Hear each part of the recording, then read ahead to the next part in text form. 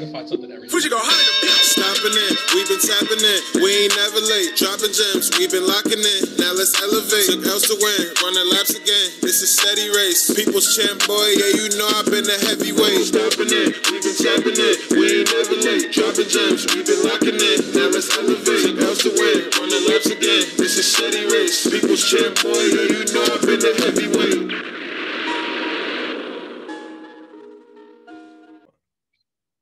Come on, hands. I feel like you hold me out right now.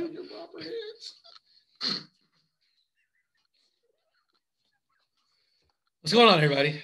What's happening, y'all? Welcome back to the Heavyweight Bros. It is Tuesday, May 3rd.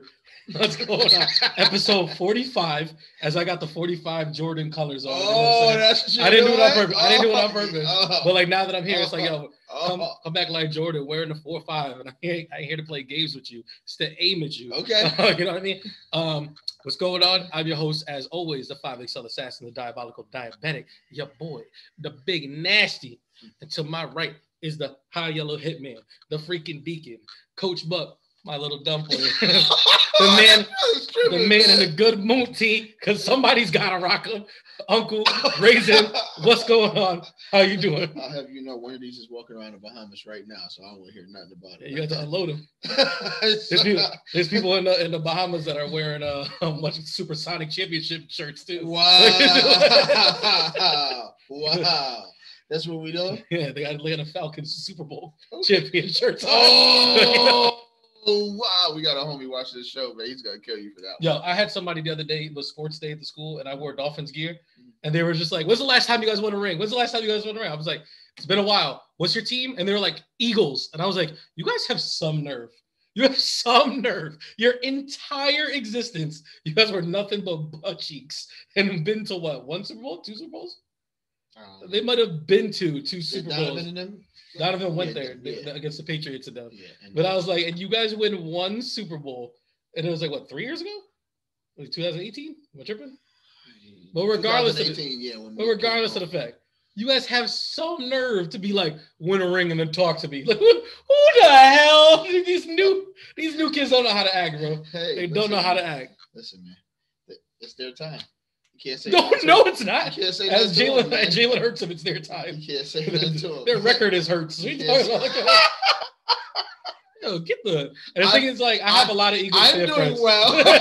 I'm doing Sorry. well. Sorry, this man was about to go on a whole rant. Let it go. Let it go. You don't got to prove that. Yo, but like, I just can't stand these non-fan having people that they like. I can't tell you. Anytime I wear Dolphins gear, like Dolphins suck. Listen. And I'm like, what are you? What, like, who are you guys? They're like Patriots. And I'm like, we literally beat you guys twice last year. If I hear, when's the last time? I don't really got a team. I just like players. Like, where's your loyalty? Where's your commitment? Where's your consistency? My grandma told me a fine story about people who walk on fences. And apparently that lesson didn't take because you love straddling. That's one of your favorite things to do. How you doing, Rick? I'm doing good, and you? That's it. I feel good. That's it. I am overjoyed. No sense. I got some really good news today. Okay. I don't want to, because it's not my news to tell. Oh, no, sure. So like, I don't want to put the person's news out there, but it was really, really good news. I've seen this person put in a lot of hard work to get to this thing that they've been getting for. They finally got there, and I felt like for some reason it's a weight off of my shoulders. But like, it's not that, but it was just like, just very happy for that. I can understand that, because when people are grinding, they're in a certain mindset. Yeah, and it can become stressful. And in that friendship, you take on some of that. Yeah, because the friendship is not the same, and now they have been relieved of that. You can be like, okay, got my homie back. Not only that, but man, bad boy went over here getting dubs. You know what I'm saying? Like home cooking, man. We gonna get there. We're gonna get there. I'm gonna sprinkle that anywhere. It's kind of like, not to like put a negative connotation to it, but it's just like they always say, like, when you go to prison, you're not the only person serving that sentence, because all the people who love and miss you are serving as well. So yeah, I get it. You're not the only one locked in there, Junior. It don't feel like it. I guess it's like a baby boy. I don't have. There's not a specific person, but it's okay. It's like literally every. Where did that come from? Every prison movie on BT. You say prison song, I'll say How about that? I did this time with you. Yeah, like you really didn't though, mama. Like I'm standing right here. All right. But yeah, no, things are good, man. I can't, I can't complain. We're getting towards the end of the school year. Summertime's approaching. Took my bike out the other day, went for a nice little ride. That was, a little bit of self-care. Felt good, so getting to good times. I saw a Groupon deal today for an all-inclusive Dominican resort for 4 days, and it was like $300. And I was like, listen, I feel like your boy just might have to. I got mad at JetBlue today. Yeah, JetBlue. More like Jet Doo-Doo. Oh my goodness. You could have just said one dude. It would have been all right. You sound like JetBoo. That would have worked too. Yeah, they sent me an email. It was just like, yeah, you can get a flight and hotel for 3 nights or something like that for $450. I was like, word? It was like to New York. I was like, I can drive to New York, fam. Walk to New York. Right, fam. Like, come on now. Like, you're just reaching now, but take a hoverboard. Right. But yeah, man, that's where we at with it. I'm happy to be podding. I know we didn't get the pod this weekend, so I'm happy Tuesday came quicker than expected. Yeah. You look good in the red, man. It looks dope. Appreciate you. Someone told me the other day, orange is my color, and I was like, I'm cool with that. And you wear a lot of dolphin stuff. This is true. That is my favorite color. Is it? Yeah. My second favorite color. That's what's up. Yeah, I go with orange or blue. You know why? Sorry to hear that. Hater. All right, well, let's get into this digging in the crates, man. No diggity, no doubt. Mm-hmm. All right. First things first. Papa freaks on the honeys. Future dropped the album. So, did he? He did. So I got through the whole album once. I did 3 times. And I didn't do the whole album twice, but there were certain songs that I went back to give a second and third listen. Mm-hmm. And I kind of want some of that time back. There's no offense to Future. It's just like, all right, so you want me to go first? Go ahead. All right. So I was hoping that the features could save the album for me, but it didn't. The only reason I say that is because when people have features on their albums, you kind of take on a different character as an artist to meet the energy of the person that is featuring with you to make more for a collaboration for a dope song. You know what I mean? So I don't think Future did that at all. You know what I mean? So it's kind of just like I'm rushing through, not rushing through, but kind of just like I'm not really enticed by his bars, and then I want to see what the feature sounds like, and I feel like the feature is kind of like meeting his level rather than him meeting their level, so it wasn't really soothing. Yeah, you know what I mean? Like I even was just like, you got Drake and you got Ye on here. That's gotta Doug, be like there's a bunch of people. Lil Baby, Lil Derrick, Gunna, I think is on here. Gunna's on there. Like it was a number of different ways he could have went with this album to extend his repertoire. I'm looking for a different word. Palette? Not palette. I was gonna say that, but I feel like we use that a lot. I feel like I was about to just start throwing out cookie terms. As a charcuterie board. Yeah, but it could have showed like his range. We could say that, and diversity, variety. I feel like it starts with a V, maybe variety.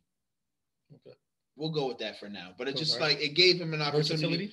Versatility. There we go. Thank you. Shoots and scores. Like you have like older artists on there. You have younger artists on there. You have new age, older. Like you have so many different ways that you can get creative with this album. It was kind of just like all felt repetitive for me. I didn't even enjoy the Ye and the Drake song. Like even with Drake, I was just like, this is what we doing? Right hand, left hand. I'm like, bro, like, what are you playing? Hopscotch? Like this, it just like I felt like you did this on another song, and you just like you gonna pay me all this money to just throw something out here. Then here you go. So I'm probably not gonna go back to it, man. Sadly saying. I am on the same boat with you. Okay. I can't remember. There's like 14 songs in this album, something like that. There's like a pretty decent amount of songs on there, and I just thought the album was just very forgettable. Like, and the thing is. It's funny that it's titled like I Never Really Liked You or something like that. And it was like I've never been a big Future guy, but it was like I remember when Dirty Sprite 2 came out, and I was like, oh man, a lot of these bang. But it's like I've always had a hard time listening to like 4 Future songs in a row. I'm like, all right, we need to like mix this up or something. And but it's like like I went into it and I was like, I with an open mind. I was like, let me see if like Future could convince me. And I was like, nah, it didn't do it. And then it was like, I felt like it never reached any highs. Like there was a couple songs where I was like, oh, this song's pretty decent, but it was like that was it. It was just like it was pretty decent. Yeah. I don't think any of them cracked my rotation. Right. But the thing is, like, I was reading a lot of people's stuff on Twitter, and it's like they love it, and they're just like, oh man, like Future does it again. And I was just like, people love Future. And it's like more of like who he is than like what he does. Right. And it's like what he says something. He's like, I hit her in a BB and then she pee, and I was just like, this is crazy. This man is 38. He's talking like this on the track. But it was just like, he said the same thing. I was like, okay, I think he had 2 Drake songs, right? Am I tripping? I'm on one. Yep. And then there was another one where it was hit Drake and somebody else, I think. I could be bugging. I might have saw a feature in Drake and thought it was the same song. But it was like, I felt when Drake came out, I was like, you're matching Future's energy. Right. You're not bringing the Drake energy. Right. And it was like, and I felt Shorty it the whole would have bust down and a bust down and a bust down. Shorty would have bust down. Yeah. Like, it was rough. Right. 1 fish, 2 fish, red fish, blue fish. Like Nick, knack, paddywhack, give a dog a bone. But a lot of people seem to really, really like the song with Kanye. And it was like, I thought the beat was really good. But then I was like, I felt like there were 2 very mediocre verses on top of this pretty dope beat. And that's I'd be caping for Ye sometimes, man. Yeah, you do. I could. Ye's one of my 3 favorite artists of all time, and it's like it just didn't bring it. No, I couldn't. It wasn't it. Yeah, so like I mean, I feel like we've had a pretty good run so far this year, like albums that we liked, and like unfortunately, this just wasn't one of them. Like it's just I don't want to say I called it, but I kind of knew it was going to be like this because when we talked about the 4 albums, kind of felt like Futures was going to be last and like the sales. Yeah. So, I don't know if I misread this somewhere, but Pusha's like made the Billboard with his new album. He did. Okay. Yeah, he was up there. Yeah. It's like top 5? Yeah. Okay. I was just making sure I didn't misread it because there's a lot of felonious stuff out there. So felonious. Yeah. I didn't want to just throw any number on there, but I knew he was pretty high on the Billboard. Yeah, and I wanted to know. He put him work. Yeah. So good for him. Yeah, definitely. He might actually, you know what I mean? Yeah. Compete. I think I had him at 2 though. You had him pretty high. I think I asked you about like I think Benny the Butcher is kind of where you drew the line. Like we both kind of still had Corday up here. Yep. We had the Dreamville, Benny the Butcher, and then it was like he's kind of like in between that Conway, Benny the Butcher area type of deal. Yeah. So we'll see. Future will not be cracking that list for me because you guys are. I feel like the numbers are going to be hurtful. So, I think so too, especially this Friday once Jack Harlow's joint comes out. Oh, his is next? Yep. And then Kendrick? Yep. I was trying to get it up because Kendrick did release today the title. It's going to be a double album. I heard about it. It's like a whole bunch of files or something. I'm about to find that in a second. I'm mad that like as soon as I went on there, I saw this ludicrous post and I was like, yeah, Raisinet gonna hate this. What, did he ain't sell enough tickets? My bad. I ain't got to. That's what we're doing. You want me to stall for you while you find his album cover? Yeah, do something. Do something to get that taste off you. Y'all know that our homie was going to see the Luda. Oh, you're gonna talk about that? Don't do that. It has been postponed, pleasantly postponed. Yeah, and I was pretty devastated about the news. And you were not very accommodating or comforting is like probably the best word. I just kept it real. I was like, usually when things get postponed like this so close to the date, it's usually because them ticket sales ain't what it was. I know because Boys and Men was coming to town recently and they were just like, they gonna be at the symphony. Everybody like, oh, we're going to see Boys and Men. But ain't nobody really bought no tickets. They was just saying they was going to Boys and Men. And they were just like, yeah, the show's been canceled. I was like, yeah, because y'all sold 7 tickets. Like, so the double album is going to be called Mr. Morale and the Big Steppers. That's apparently the word. Okay. So, like, I don't know what type of energy he's bringing. It's and the Big Steppers. So, like, the streaming era is weird when it comes to, like, albums dropping, because usually before the album drops, you get a single, and then maybe a second single by the time the album comes out. So that way people have some hype for this. Future doesn't drop any singles. He couldn't. He needed everything he needed for that album. So like he has no singles. Pusha drops Neck and Wrist. Yeah. He drops Diet Coke. Yeah. To like kind of get us like pre-in for it. Yeah. Jack Harlow has I think Nail Tech is the first song. And then he has the Glam First Class. Yeah. And then he also has like, I mean, it leaked, but the song with him and Drake, where he's apparently dissing Pusha, and stuff like that. Yeah. Kendrick. Did you see Pusha's response? Yeah, I did. Yeah. I'm over it. I'm all set, man. but that's not what he said though. What was the main crux of it at the end? Oh, go ahead and say it. No, I don't remember. I don't remember it. But like he said something, he's like, "But what does that mean to me after what I did to you?" Right. It's not like that. Something like that. Oh. It was a death. That's like when someone was. That's like if someone was like, "Yo, you heard James is talking trash, right?" Strategically set that up. Yeah, 100%. Like he's going 100%. to like if he ever says something, because I'm all set. I'm just gonna say this, and I'm all set. I don't even have to put up. I'm about $1. But it would be like if I was like, yo, I heard James is talking crazy about you. Like, James who? And I'm like, yo, James Brown. And he'd be like, wait, James Brown, who like I beat into the hospital 2 years ago? And I'm like, yeah. And he'd be like, okay. Why do I care if that man's talking trash? You see what I did to him? I ain't worried about James. That's how Pusha handled that. He know. Yeah, like, if you know, you know. Yeah. Yeah. Okay. Yeah. Okay. They're one of those. Yeah, he grown man, man. But like, I said all that to then say like, Pusha, or the difference between Future and Kendrick is like, Kendrick could drop an album and just the hype alone without having to put out any singles, it's gonna do numbers. Yep.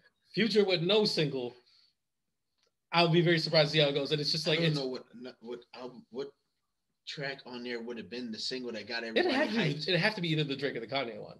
Like it has to be a feature. Yeah, song. but if you drop those and everybody's like, and this is supposed to be the appetizer, like I'm like, that's what I'm saying. Say what you want about like everybody else's singles. Like Jack Harlow's is doing numbers, especially on TikTok. We knew that was and stuff like that. Like right. Pusha's stuff was doing numbers. Like people were just like, if the album is just this, I'm okay with it, and stuff like that. So it's like, I think it's about knowing who you are, and like knowing what your fans need. And I think Future drastically overrated his, just overrated his fans. Like he thought that like they were really gonna come for him.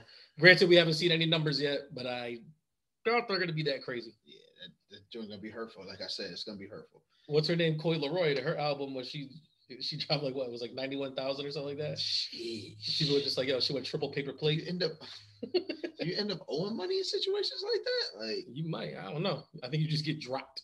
That's crazy. You'd be like, yeah, you didn't make us no money. Out of here. Right. Well, all right. You can keep moving. All right, so we into Insomnia hour. Wake me up inside. Wake me up. Wake me up inside. Save me. Save me from the nothingness inside. I love when you go for it. I didn't even feel like that went for it. I was like halfway through. I was like, nah. I feel like we're giving lackluster effort. Nah, man. You went to close your eyes, start looking towards the sky. There's malt liquor guy going on. Yeah. Got the 40 with the label pulled off. You'd be all right. Got that old leak. You'd be all right. Really? Sorry. Go ahead. You think they still? Yeah, they probably do. Let me stop. All I think about is Nate Dogg singing for the whatchamacallit? The Colt 45 song that he said the commercial for. Listen, they always had a brother for Colt 45. From Billy D to Nate Dogg. So yeah, I'll save that one for last. Okay. All right. So let's start with Barry. Because I haven't watched Barry. So still haven't watched it yet. I still haven't watched it yet. Season 3 starts. Started. I did see. There are 2 episodes out. Okay. I think it's back to being fantastic. And it's like I said, I know I just binged it. So it's like I'm pretty fresh on it. But I was like, I know people that have been waiting for Barry are like, I'm glad that this is where we're going with it. Okay. It's a little bit darker this time around because like I'm pretty sure this is the final season. And there's like some pretty dark stuff that happened like the season before. So it's like he's kind of trying to come out of that, and it's like they're finding like the humor in that stuff, but it's like refresh my memory. This is the one with the assassin? Yes, he's an assassin that joins an acting class, and he doesn't want to be an assassin anymore. Gotcha. But it was like he had to do some pretty messed up stuff last season, and I just think about it like I'm think of the show Dexter, but like as a comedy. It's crazy because like when I look at like the cover art for the TV show, I'm kind of like it's kind of like a Dexter look to it. Yeah, and it's like I think this season specifically, they've done a real good job. Like they're really, really delving into like the characters and like why people do certain things, but like more or less people in damaged people in damaged relationships. Okay. Because it's like, you know, he's in a relationship and stuff like that. And it's like I said, like he's kind of spiraling And then it's like, so he's acting a lot different than he normally does. And it's like, you know, I don't want to spoil it too much, but it was like, you know, like other people have to kind of like navigate around that. And then it's like, what do you do when you're this person's girlfriend? Because it's like, you're supposed to be with this person like through thick and thin, but it's like, they're really like, it's like, they're really plunging. So it's like, do you jump in there with them? Do you try to get them out? How long do you stick around? Like a bunch of that type of stuff going on there. And it's like, it gets pretty deep. But it's at the same time, like I said, like I still find myself laughing at just dumb stuff in this show. I'm gonna give it a try. I think you'll thoroughly enjoy it. I think I'm in an area where things aren't really rolling. A lot of stuff has just ended. Yep. So I may be able to pick up a show. Got more stuff ending. I'll let you know. Yes. Moon Knight. Yeah. Finale's 6 episodes. Finale's coming up. Yep. Are you finally invested or interested? Because I know you was kind of like, I was pulling a reason. I was pulling a reason. I was on the fence. Here we go. Where it was like, I knew I was going to watch it regardless of the fact, but I was just like, is this going to be This last episode was it. That was it? This last episode. That's what my main question was going to be. I was like, is this the best episode so far? Yes. I did really enjoy this episode. Yes. I do think I kind of leaned more towards the last episode just because of like the mystery in it and like all that stuff. But like, man, did they touch on some wild stuff in this episode. Listen, it brought so much. It answered all the questions. Yep. And then brought closure to it without tearing the guts out of the show. Yeah. And that's basically where I was at for it. I was like, this was wonderful. I mean, we can get pretty spoilery around here, right? Because I mean, we both saw it. It's like up to everybody else if they want to watch it. Yeah. I mean, you scratched the back of your head like you wasn't sure. No, I'm cool with it. I don't have. Listen, spoiler alert. There you go. But it's like, you know, we find out that Steven is the made-up personality. Like, right. You know, like Mark is the actual host. Is that the best way to put it? Yes. I think the way he came about being made up was crazy. Well, that's what I'm saying is like a very traumatic. We don't have to get too spoilery, but it's like I knew it right away.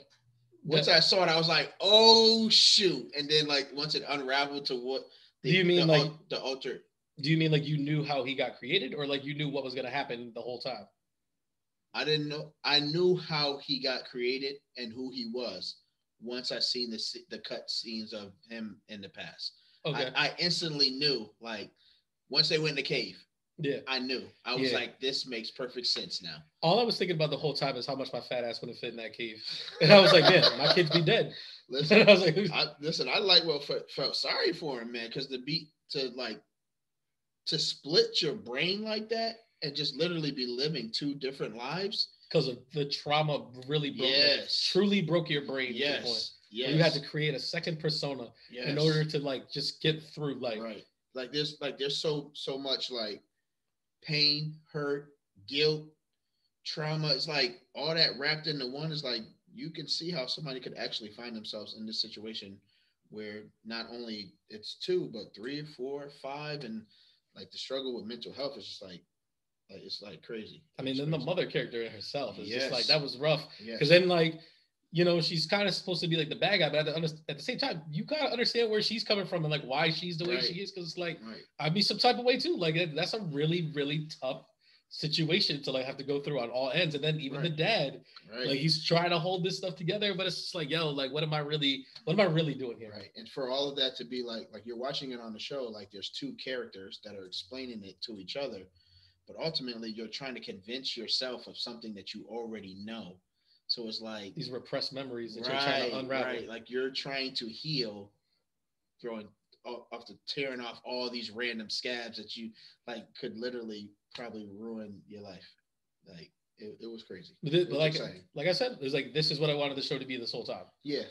If there's one thing, I don't want to say that I don't like about it, because it's like I don't even think it's a don't like. It's like Moon Knight is kind of more of a street level hero, where it's like he's more like a daredevil. It's like that's why he's compared a lot to being the Marvel's Batman, is because like he's kind of just a guy wearing a white suit and he's got this stuff, but like they're kind of like really, really leaning into like the mysticism, and it's like even the way the costume forms, and it's like because it's like that's not the way it is in the comics. Like he has to put on a costume, and stuff like that. So it's like, and I feel like he does have enhanced strength, and he's kind of bulletproof. It seems like as well. So like, he's definitely he's definitely all set with bullets. Yeah, it's like, you know, Khonshu gives him a lot of abilities and stuff like that. I think even in the comics, like because like there is a point where it's like that stuff actually does become a thing.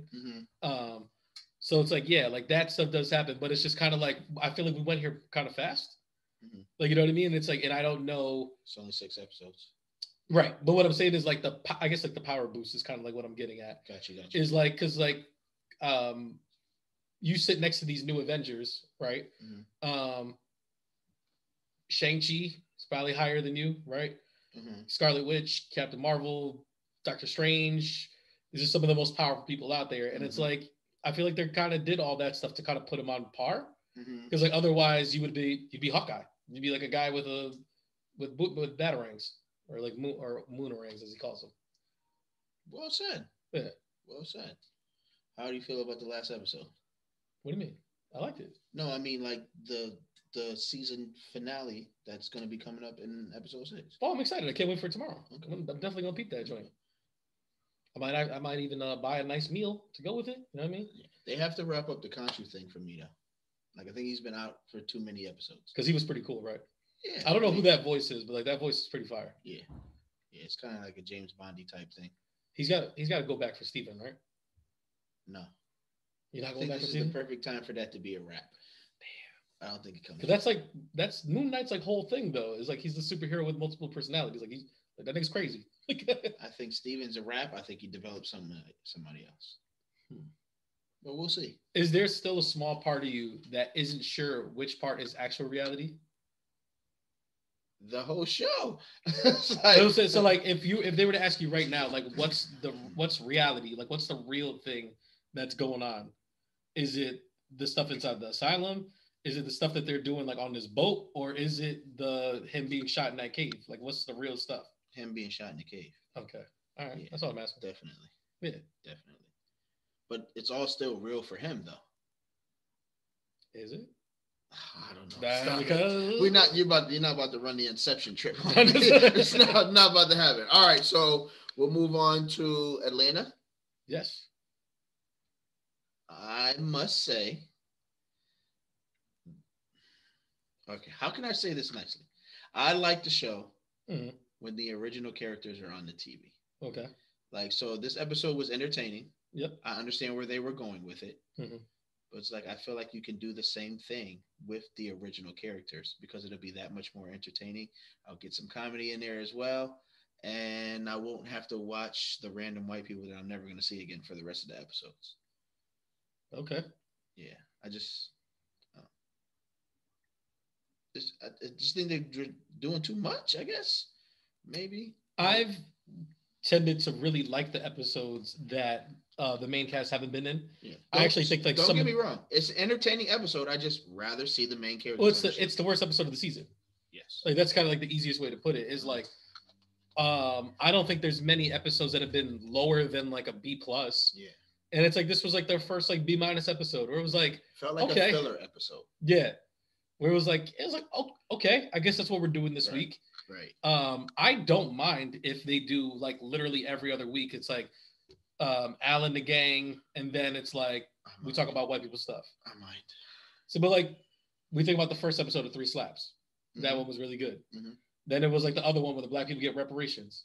Another one that was really good. And I feel like there's another one that I'm missing, like right after. I don't know if you call those reparations. They got reparations. That's what the whole point was. Like it was a reparation clause. Yeah. You just had to find out who the people were and you sue them and you get your money. That's crazy. And it's like they really touched on like some really deep stuff and they explained it in certain ways that was entertaining. I got some of the things from this episode like as well where I was like, oh, like that's pretty dope. Like that's pretty cool, stuff like that. But it was just like I don't know if it didn't hit a direct message or if it didn't hit something specifically where I was just like, yeah.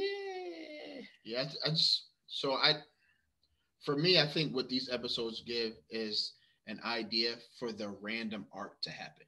Okay. Because you could, like, so I say I would rather it be the original characters on there and you could still do this. But then you're going off on a tangent, you're getting away from storylines, and it kind of makes it like even more of a random episode that makes it seem more like filler. So if you just make it completely different from the show, you get to have these random opportunities to have like that Keenan Ivory Wayne's message, and then still stick with the storyline in the next episode.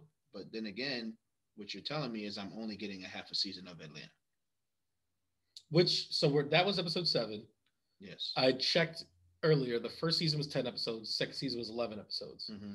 This is the final season. Yes. Do you think we're getting 10 to 11 episodes, or do you think that like they're gonna give us 20 and do half of them like this and then half of them like regular? If it's 20 episodes, then I wouldn't have a problem with it. Okay. If it's 10 episodes and we got the 5 and 5, I have a problem with it. So like, I mean, this episode was kind of whatever. So like we could kind of go, but like we never really talked about the episode before, which I thought like had a lot of stuff in it. And it was like, you know, the Al's big time now, and like he has to be like the black face to apologize to the company. Yep. And stuff like that. Like there was a lot in there. Which is like, I think they're doing a really good job with attacking current events, like stuff that has happened recently. So you have to think of like, this is your first time apologizing for white people, right? And then it's like when you finally try to get real, you understand that these people are really just looking out for themselves. Yeah. But the old dude, the knowledge that not the old dude, but the one black dude who kicked it to him, and it was like, yo, bro, just so you know, this was gonna happen regardless. But he was like, but I did use this money to help out some people. It's just that is not going to be televised. They don't want to see us progress. They don't want to see us. Why would they want us to be smarter and not buy their stuff? Right. So if I can get $500,000 from these people to support our people, then I'm going to do what I need to get that. So what would you do? What would you do? I would definitely get the money. Okay. Yeah. I was like, because I played.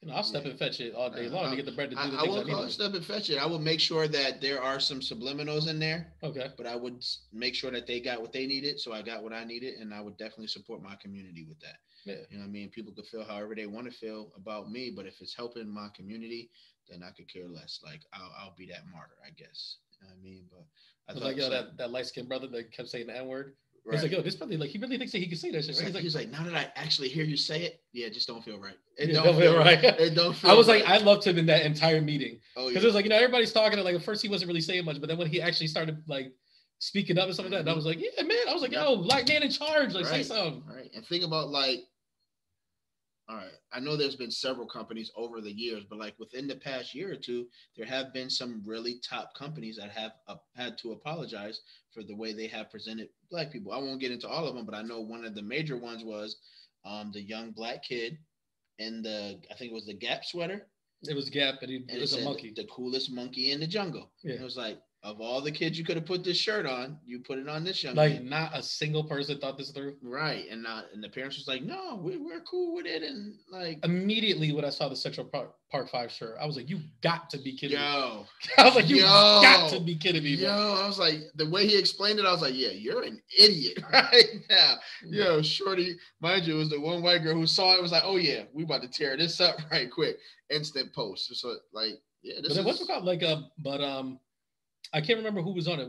It was more Paperboy than Earn, right? Where he was just like, yeah. He's like, yo, it was all Paperboy, really. But he was like, no, he was at first. He was like, no, like they need to pay for all this stuff. Oh yeah, they need to do all this, and then he was kind of just like, it's whatever. And Earn was the one that was kind of like, well, I mean, what you should actually be doing is this, and then like he kind of started to lean. Right. He kind of played the middle bar for both of them. Right. Yeah, because at first he was just like, this is a great opportunity for me to get a bunch of free stuff from me and my shorties and my homies around me. Yeah. He's like, yeah, you also could make some real change right now too. So I'm glad that he got to that table and was like, yeah, this is what we're trying to do. You know what I mean? Because he did sway them a little bit. Darius and his Jollof rice getting gentrified. Yeah. That also is what happens on a daily basis. I don't know how he didn't see that coming. Listen. I was like, because they're like, what's Jollof? Like, what is that? What is Jollof rice? I would be like, you know what? Give me something different. Like, I don't even want y'all even knowing about that this thing exists. Right. She was like, we bought the place and we turned it into a food truck. I was like, oh my goodness. Listen, man, listen. But that's the type of things that they do in here, because it's like, I feel like all of us that know that feeling, like we were just immediately like, oh. Yeah, you know. I was like, we've been here before. We've been here before. Black people, but they love black culture. You know how it goes. Oh. It's like, whatever. Oh, my goodness. They love everything about us, but not us. Appropriation at its best. But I was like, oof. But then we finally get Van back. Yes. Van's back. And she's still acting weird. Van is wilding. She is weird and wilding. She stole that wig, too. Oh, she 100% stole it. She 100% stole the wig. 100%. If you're Earn, you still clapping, or you what you would call it? You're being like, nah, like this ain't right. Nah, I'm concerned. It's almost kind of like, listen now.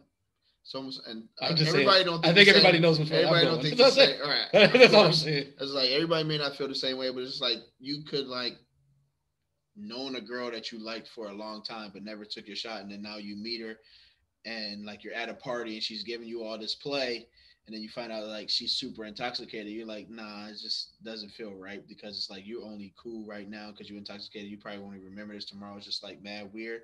I feel like there's still some mental instability right there for Van, and it's just like whatever she's got going on, it could be like her trying to emotionally connect to something because she's going through so much, and it's lightweight, almost like taking advantage of her. You know what I mean? With any random girl, and it was just a show, I guess you can get it, but like this is the mother of his child.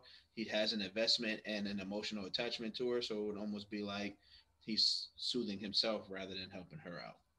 Which I think is like the crux of it, because it's like that's always the difficulty of it, right? Mm-hmm. Where it's like I have to show enough concern for you and stuff like that, but at the same time, like there's got to be a piece for me too, right? Like, and I'm not saying that like I gotta take it because it's there and stuff like that, but it is just like, I mean, you're telling me that you're good. I'm asking you all this stuff. You're telling me that you're good, and like this right now feels really good for me too. And it's like, and Watchka, I hear you wholeheartedly too, and like I understood like how he was kind of like off with it and stuff like that, and like I could, and like if I'm being honest with myself, that's more than likely where I would be at. But it's just like at the same time, like climbing that ladder of emotions can be fun until you get down the top and realize the only way to get down is down that razor blade into an alcohol river. Good Lord, man! Like, where did that come from?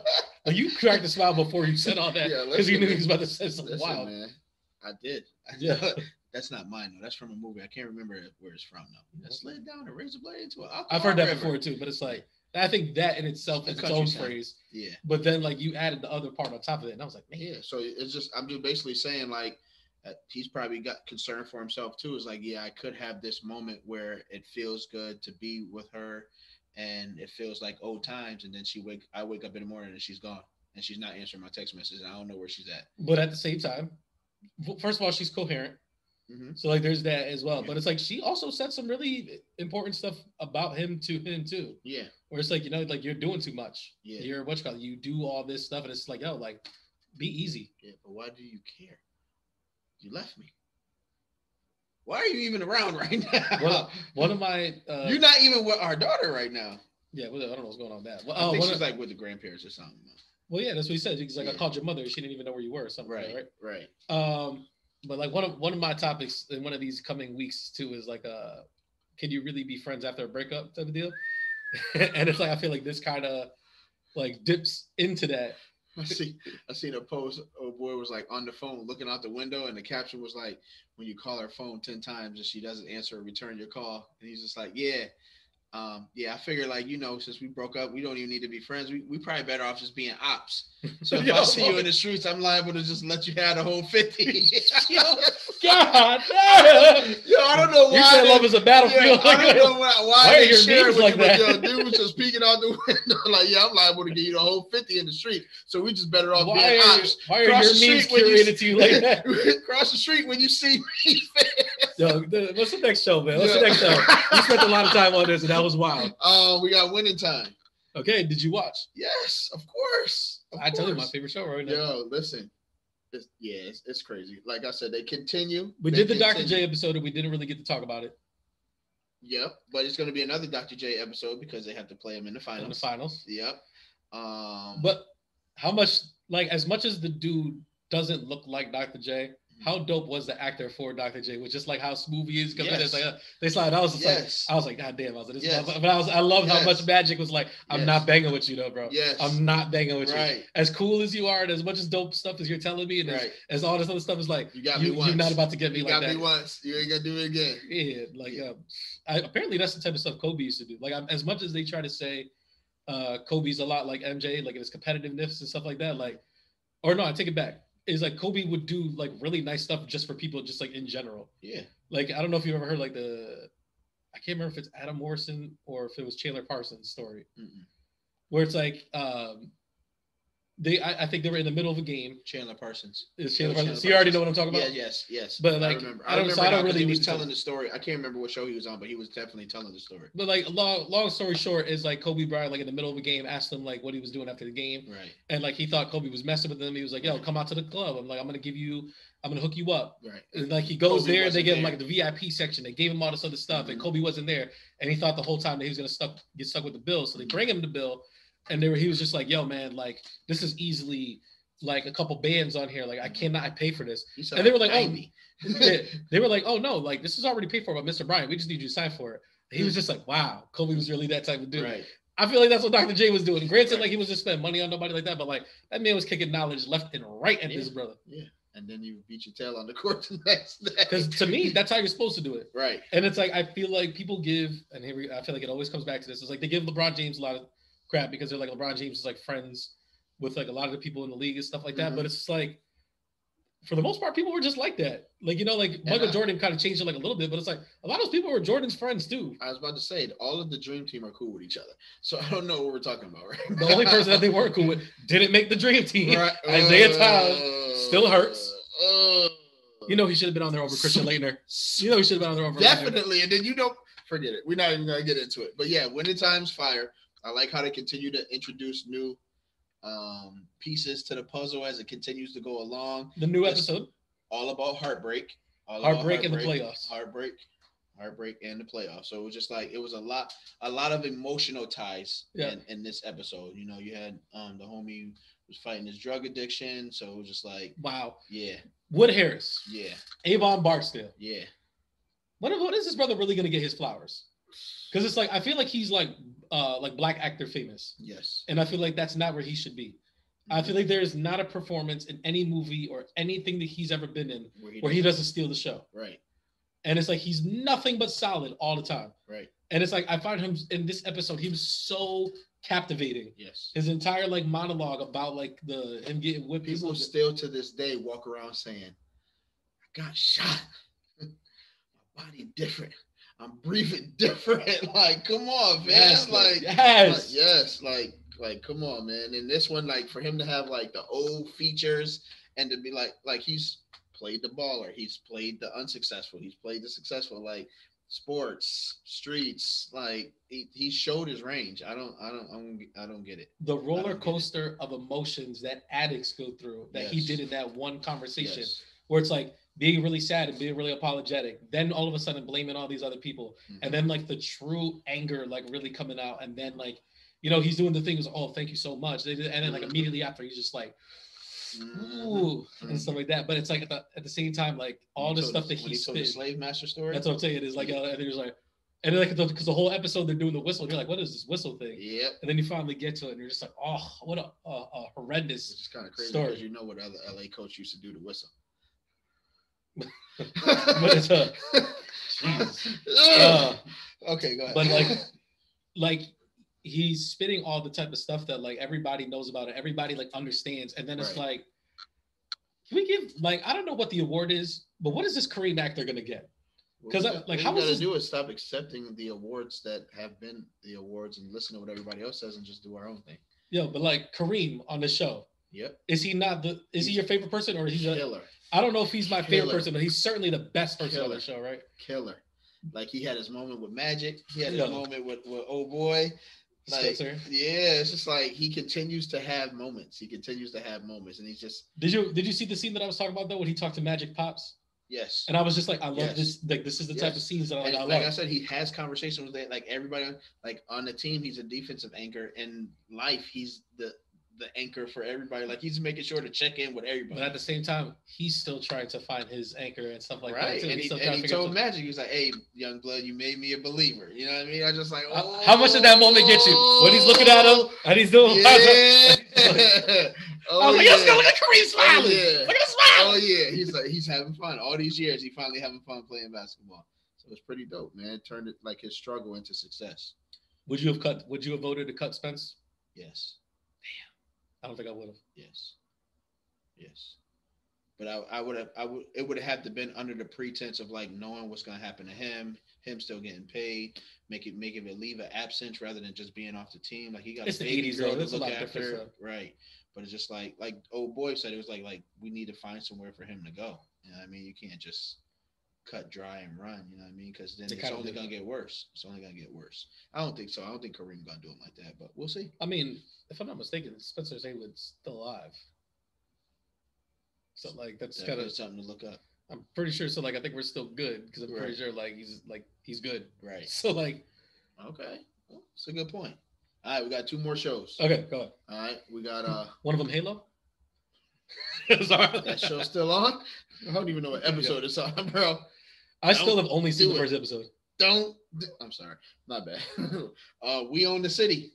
I watched the first episode. I only watched the first episode too. Okay, cool. I am in. Oh yeah, bro, come on, man. I am in. Like I was like, how many people from The Wire are on the show? So how many times were you like, oh, that's this dude. Oh, that's this dude. Oh, I like how they turned all the drug dealers into cops. It's like, I'm older now. I grew up. Now we all detectives. It's like there was one of them who was my favorite character, or he was one of my 3 favorite characters on The Wire, Slim Charles. Yep, Slim Charles. And what? Bodie's homie. I can't remember his name. Oh, Pootie. Yes. Poot. Yes. Yeah, he was in there. But like Slim Charles was one of my favorite characters. I didn't recognize him until I recognized him right away. I was watching him and then like don't nobody else talk like Slim Charles. It's like so raspy, but so cool, right? This man sitting in the car, but when he get out, he looked like he's 7 foot. It ain't what it used to be. Right. It was just like that. It almost felt like he was still Slim Charles from The Wire. But like what's called like my brother leaned over and he was just like, yo, ain't that your boy? And I was like, I don't know. I was like, what the hell's that? And he's like, the dude with the braids. And I was like, that's Slim Charles? I was like, yo, that is Slim Charles. And I was like, I love this show. Yes. Herc was on it. Like, tons of people were on it. It was a little slow in the beginning. Yes. But it's like, it's setting up the whole world and it's setting up what everybody does. And them last 20-something minutes. And that's what I was about to say. I love the fact that they didn't push that into the whole other episode because that would have made it really dry. Dry. So they got right to it. Your boy almost looked like he was going to do the Punisher scream when the cops grabbed him. He had that fire monologue in the beginning. Yes. I was just like, yo, man. Yeah, it was. I'm in it. I'm actually watching the second episode tonight because it's right there with you. It is now. How do you put it? Where it's like accompanied viewing. It's like I have to watch it with my brother now. Oh no! And you know how that brother never gonna get through this show. Just so you know, I'm gonna make it a point.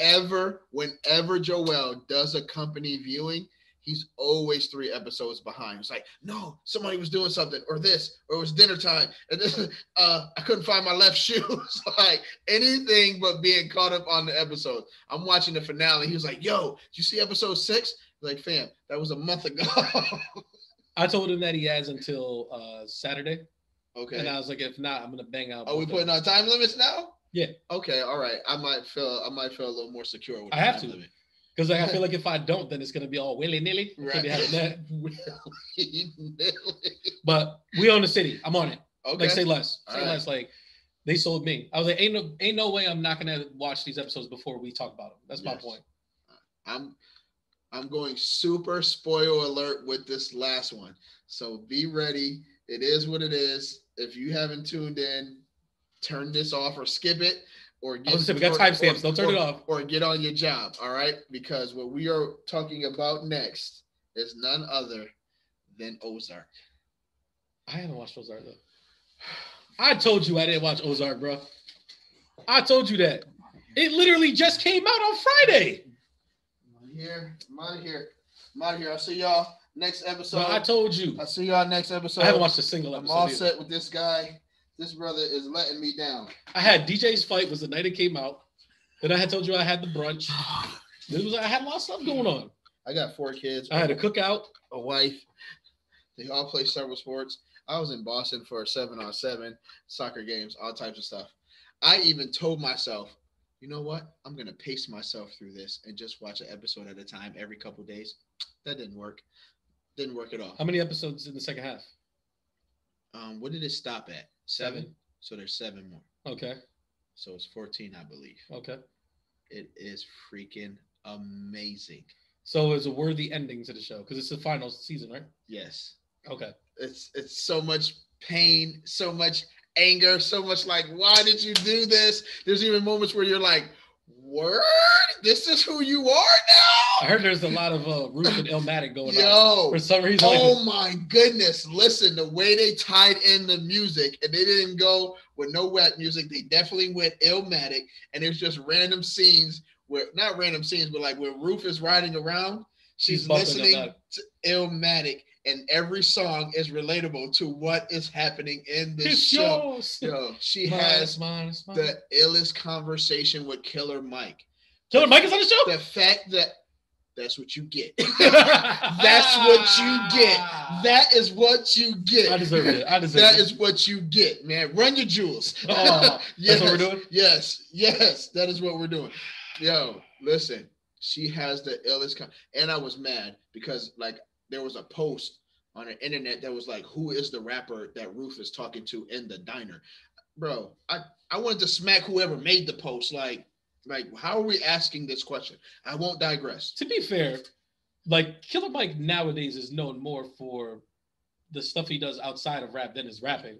So it's like if you don't pay attention to any of his politics and stuff like that, like he's not like if Andre 3000 was there, like everybody knows what Andre 3000 is. I don't care. Even if you're saying what he's doing outside of rap and what's going now, he's still doing mad stuff for you to know who Killer Mike is. But what I'm saying is like digress. All I'm saying is that he's not that big of a rapper where everybody knows what he looks like. We won't digress. Okay. Ruth is sitting in a diner. Uh-huh. She goes to leave. Of course, she's listening to Illmatic. And she stops and sees Killer Mike and was like, oh my God. She doesn't act weird and asks for a picture or a selfie or an autograph because she's thugged out Ruth anyway. She's like, if you want to send me money, you gotta fucking kill me! Yo, this man loves that line so much. It's like she's holding this pump shotty and she needs it. Listen, if you thought that was ill, this is only the tip of the iceberg. Is it Illmatic? It's very Illmatic. So she tells him, she's like, yo, I'm just, I'm a big fan and like, I love your music. Killer Mike checks her credentials. Like, he's like, you could just notice me and just be saying that to say it. He goes, what are you listening to? She hands him the earbud. He throws it in. He's listening to Illmatic. Then they have a dialogue about the bars. And the way it is just like, why am I getting the chub right now? They could say, bro. I love talking about rap. And I was like, if you want to talk real rap. I'll say one thing Killer Mike said and one thing she said, so I don't ruin the whole conversation. No, that's fine. Go ahead. So you can ruin it for me. So she was just like, do you kind of feel like, and it's like everything that she's saying is relatable to the life she's in currently right now and the decision she's about to make. And it's almost like Killer Mike understands through the music, through what she's actually living through. And he makes a reference to Nas and was like, it's like when you look at this album cover, it's almost like bittersweet because he's in Queens, which is not good, but it's just enough space for him to overlook Manhattan to be like, this is what you could have, but you can't have. You know what I mean? And she's like, do you ever think that he would just like give it all up? And he looks at her and was like, you kind of know, it kind of goes without saying. Like literally, that's what he's like, kind of goes without saying. Like she gets it, right? And he goes, you should lay off the coffee. She goes, well, I don't sleep much anyway. And the song she's listening to is the cause of the death. Sleep is the cause of the death. And you know what she says to Killer Mike? You know what she says to Killer Mike? She's like, you should lay off the coffee. He's like, well, I don't sleep much. He goes, why is that? Well, you get it. And she walks off, bro. She don't ask for no autograph. She don't ask for no picture. Ruth was like, you don't see these goosebumps on this one? Ruth was like, I'm here with you, Killer Mike. I was like, yo, listen, whatever happens after this, I'm in for it. I was going to let that episode breathe and keep it moving and do every couple, because I knew this was the end. Yeah. I knew I had to take it off my little watch later or whatever it is docket, because it's over. It's over for Ozark. But I was like, I'm gonna do it every couple of days. I'm gonna enjoy this. The next day, I brushed off the last 6 episodes. But bro, listen, it's so much in this in these last 7. Like they didn't rush through it. Okay. They didn't get lazy with the writing. Okay. They did the opposite. They signed, sealed, and delivered. It was out of control. It was out of control. It was so good. It was so good. You end up being mad at Marty and his wife by the time it's all said and done. But I won't tell you why until after you watch it. So this is a lot of weight on Snowfall's shoulders. Yeah. Where it's like you guys got to deliver. Like if Ozark can deliver, like you guys got to deliver. Oh yeah. Okay. In the words of Biggie, somebody got to die. It's like it's yo. Listen, man. Get on your job, man. Get on your job. All right. This is what you're gonna do. Listen, man. That's all. Like this. I'll start Barry tonight if you get to Ozark. I'm still waiting for you to watch the Batman. Listen, I'm still waiting for you to watch everything everywhere. Old stuff. Old stuff. Stop bringing up old stuff, man. All right. Listen. Back. All I gotta say is Your Honor, bro. I gave you like mad shows to watch around Your Honor, and it was like. I'll give you two then. I'll go with Barry and Dave, I guess. Okay, you just have to watch Ozark. I'm okay with that. You have to watch Ozark. Man, you went with 2 white people shows, but it's okay. Those are the 2 shows you gave me. I'm all caught up on Bucks now. 6 episodes. I'm caught up on Moon Knight. 7 now. They had a new episode out? Yeah. You're lying. This brother's lying. I just checked yesterday. The one where whatchamacallit? No, nice try. No, the one where light-skinned dude doesn't want to be light-skinned dude, so the crazy brother takes him out on a dinner and he slaps him. That's the 6th episode, bro. Okay, all right. I've seen that one before. Nice try. That's what I told you. I take it back. That's the other episode I wanted you to see because remember you were like, I think they're kind of overdoing it, and he wants to be the other guy's character, and I was like, well, wait, because he has an episode that's all about him, and it's kind of entertaining. Kind of, but at the same time, I still think he was overdoing it. It was like he stepped on his like, you fell for it. You should have been doing your job. He's like, wait. What's pals backwards? Pals. That's like, oh, why would you do like? I just love the way that he plays his light skinned. Every time I'm like, this can't be his real voice. He's always like, how would you? What? But yeah, bro, you got to get to it. No, I might rewatch these episodes to be honest with you. That's Shorty Sam with the African dude. Oh yeah. I have to go. No, I can't. I just want to play Mancala with you. Just come with me. Right. Why not? Right. But yeah, that's all it is for Insomnia Hour. That's all I had, man. Right. I'm telling you, man. You watch that Ozark episode. I know. It's crazy. And they pull you in to let you go, to pull you right back in. They picked the first episode. They just picked a rough time for me. No, it was like I'm pretty sure this whole weekend I probably had maybe 2 to 3 hours to watch TV, and I had to catch up on like Atlanta and like all the other type of stuff. And it was just like I just couldn't get to Ozark. I did have like an hour to burn at one point in time, and I was like, do I want to watch the first episode of Ozark, or do I want to polish off one of these animes I've been watching? I don't want to say what the anime is because I feel like people are gonna look at me crazy. But I'm gonna say like I decided to kind of try to polish off that anime, and it was also really well done. Okay. But I say all that to then say, don't stop, pop that. So I went to the movies this weekend. Memories. So went to the movies. There wasn't really much out, but there's this movie out called Memories. And it's a Liam Neeson movie. Okay. You're looking like you don't know who Liam Neeson is. I know who Liam Neeson is. Every one of his movies, he has a particular set of skills. Very much the same movie. It's like a Future album. So this movie is called Memories because Liam Neeson plays a assassin who is developing Alzheimer's. So like, and he can't remember that his daughter got kidnapped, and he's fighting against Alzheimer's to save her before he runs out of memories. I'm trying to think of like how much I can get into this movie without being like super spoilery. Spoil it. I'm not going to watch this movie. What about everybody else? Nobody watches Liam Neeson anymore. How many people was in the theater with you? I got into a thorough argument this past summer over the fact that Liam Neeson's better than Tom Cruise, and I wanted to flip a table. I was like, there's no way we're making this. Wait, someone said Liam Neeson is better than Tom Cruise? Yeah. He literally has Top Gun new movie coming out. I can't wait for the new Top Gun movie. It might be one of my most anticipated movies. Like every time that we're in the theater and it's like, I'm just like, fuck, yes. Like, let's go. They got Miles Teller in this joint. Let's get it. Like, all right, Back to Future Neeson. Sorry.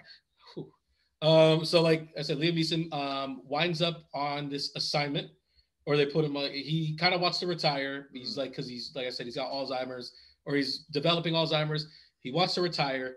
They wind up sending him. They're like, yo, listen, we need you to pull off this last hit. Like, I know so many people that call it Alzheimer's. Oh yeah, like all right, continue. I'm sorry. I used to call it old timers because I thought that's what it was. I was like, yo, she got old timers because that's what happens to old timers is like they lose their memory. Like that's a whole. I'm keeping it a whole beat right now.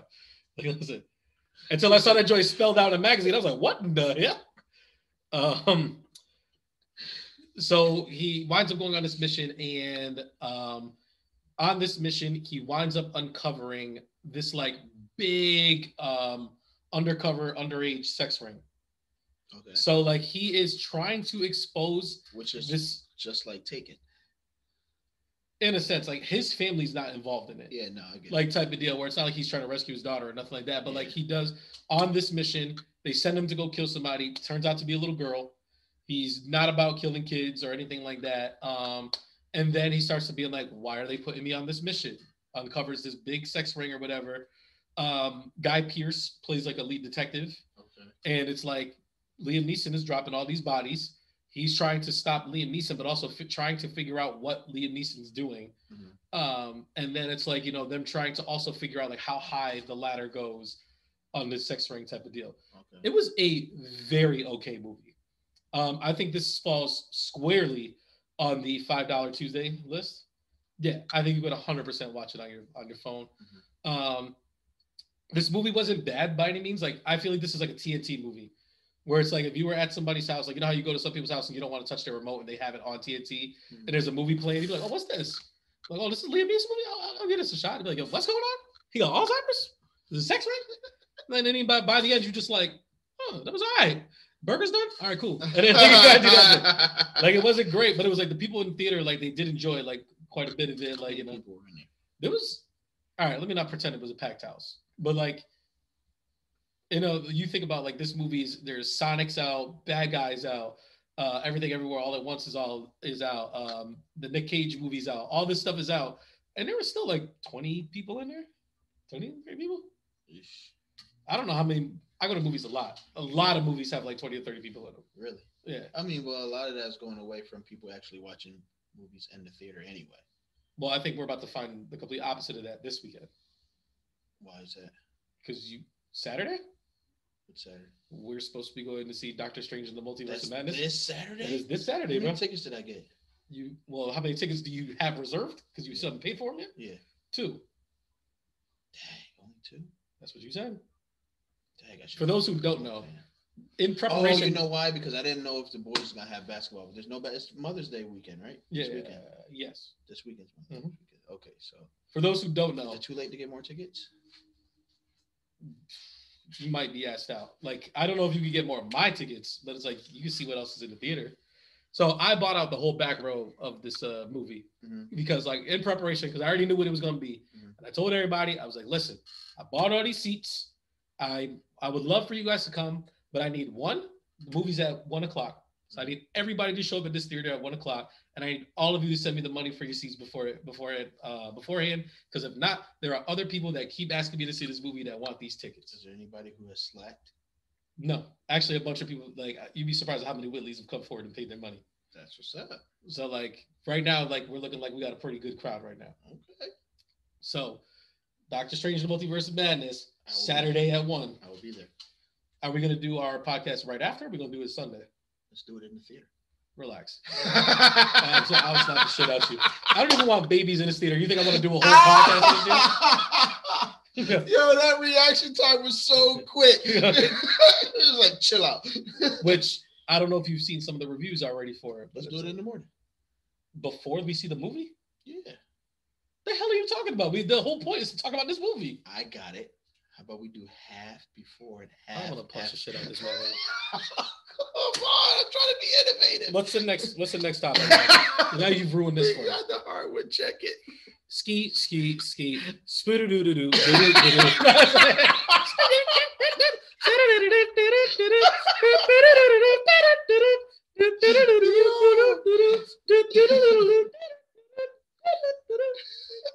I feel like you like what I do, like the half-ass versions of stuff. I hate it, but I love it. I hate it, I love it. Underdogs on top. Yeah, it's MVP. Them reps MVP. I ain't going nowhere, so you can get to know me. Listen, it's like it's both for two. I guess make it nutritious and just be delicious. So basketball, we are in the second round of the playoffs. Yes. I guess before we could go there, Tyler Hero has just officially won Sixth Man of the Year. Okay, I think that's what we decided on. No, I think you picked Tyler Hero. Yes. I can't remember who I went with. It was like Kevin Love and I can't remember who the other person was, but it was another big man too. Okay. And I was like, especially after dropping 25 on them Sixers. Yee! I dropped my phone a long time ago. Oh, it's right here. It's between my legs. But yeah, I mean, without Joel Embiid, man, the longer he's out, the more likely. So we're going straight to the Sixers and the Sixers series. Oh, you brought up Tyler here. Oh, so you just were bringing him as a 6-man. My bad. So yeah, we'll go back to Boston and Milwaukee. I think Jason Tatum is quickly finding out that guarding KD is nothing like guarding Giannis. Which it's 40 more pounds of muscle. It's a bulldozer against lightly, freshly grown bamboo tree that's trying to reach its peak. Tonight is game two. Yes. Marcus Smart has already been ruled out for game 2. Was it the shoulder or was it the knee? I can't remember. Because he went down twice. He did go down twice. And then, oh boy, I want to say it's a neck issue. Williams went down too. But he's fine. He's okay. Right. But Marcus Smart is out. Marcus Smart is big. I think things are looking very bleak for these Celtics all of a sudden. Or you could say dark. Why do you want to say dark? Because lights is about to go out. Oh man. I feel like I think B-Miz was kind of reaching. He's saying that like we weren't giving the Celtics credit. We were kind of just saying how trash the Nets were. Yeah. I don't think that's 100% true. And that's why I was asking the honest question. Are the Celtics playing really good or are the Nets playing really bad? No, I always thought it was like the whole reason why the Nets are playing bad is because of how good the Celtics defense was. Okay. And the Nets don't play any defense. Which I said before the playoffs and stuff like that. The Bucks do. I just think, and this is what I was saying before too, about like when I was doing the whole, would you rather have Giannis or would you rather have KD? They don't have Chris Middleton. The way that those Bucks were playing yesterday, it was like, I was like, wow. And they're in Boston. And I was like, they look like this. Like the impact that Kevin Durant has on offense, I feel like is not the same impact that Giannis has on defense. And it's like he wasn't up there for he wasn't up there for Defensive Player of the Year, right? He was one of the finalists.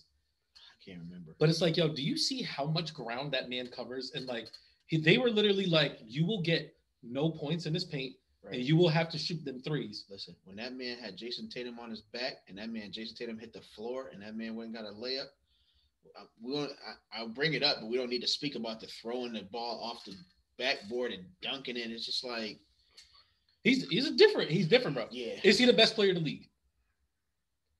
Don't make me make that decision right now. I'm on the fence. Oh, of course you are. Well, listen, because like I still really like the way KD plays ball. I think like all great players do have their playoff hiccups. So he was the watchguard though, right? He was both of our runner-ups for MVP, right? Yes. So like MVP is usually a pretty good indicator of who's the best players in that season. Yes. It's more or less like who had the best season out of these guys, right? Right. But then it's like if you take that away and you put the players up there. So like, is Giannis better than Embiid? Don't make me make this decision right now. You're trying to force feed me to make this decision. Is Giannis better than Jokic? Don't make me make this decision. Is Giannis better than Steph? Kevin Durant, LeBron James. Asking these questions. I think Giannis is the best player in the league. That's kind of what I'm getting at. I think he is insanely impactful on the floor defensively, and I think he's just as impactful offensively as the rest of these guys and people talk about him having no bag. And it's the same thing I used to say about Dwight Howard. People would be like, yo, but Dwight Howard has no low post moves. Yeah, but them low post moves put him in the top 5 scorers in the league. If you're telling me that all I can do is dunk, everybody knows that all I can do is dunk, and I'm still getting 26 points per game, does that say more about me or more about y'all that y'all can't stop the fact that how good I am at dunking? Because I'm sure back in the day, people would be like, well, all Kareem does is the sky hook. Okay. It's like, this seems to be like, that's working pretty fucking well. It's like, you're okay right now. You're okay right now. But it's like, because we just came from this net series, right? Yes. And it's like, there's probably no 2 people in league history that are more bag-oriented players than Kevin Durant and Kyrie Irving. Mm-hmm. They just got bounced and swept in the first round. Giannis, the bagless, is taking that team that just swept that team and had them, he beat them up, 12 points? When does Chris Middleton come back? Not this round, next round. Sheesh. Not only was Giannis that good, Drew Holiday was probably the second best player in that game the other day. I don't know. I felt like he was selling for a little bit there. Like he was taking some bad shots. Yes. On the defensive end? Well, we know he's got to play defense. He definitely does that. And that's what I've been telling people. Like the Bucks play defense and Nets don't. But Grayson Allen's playing defense.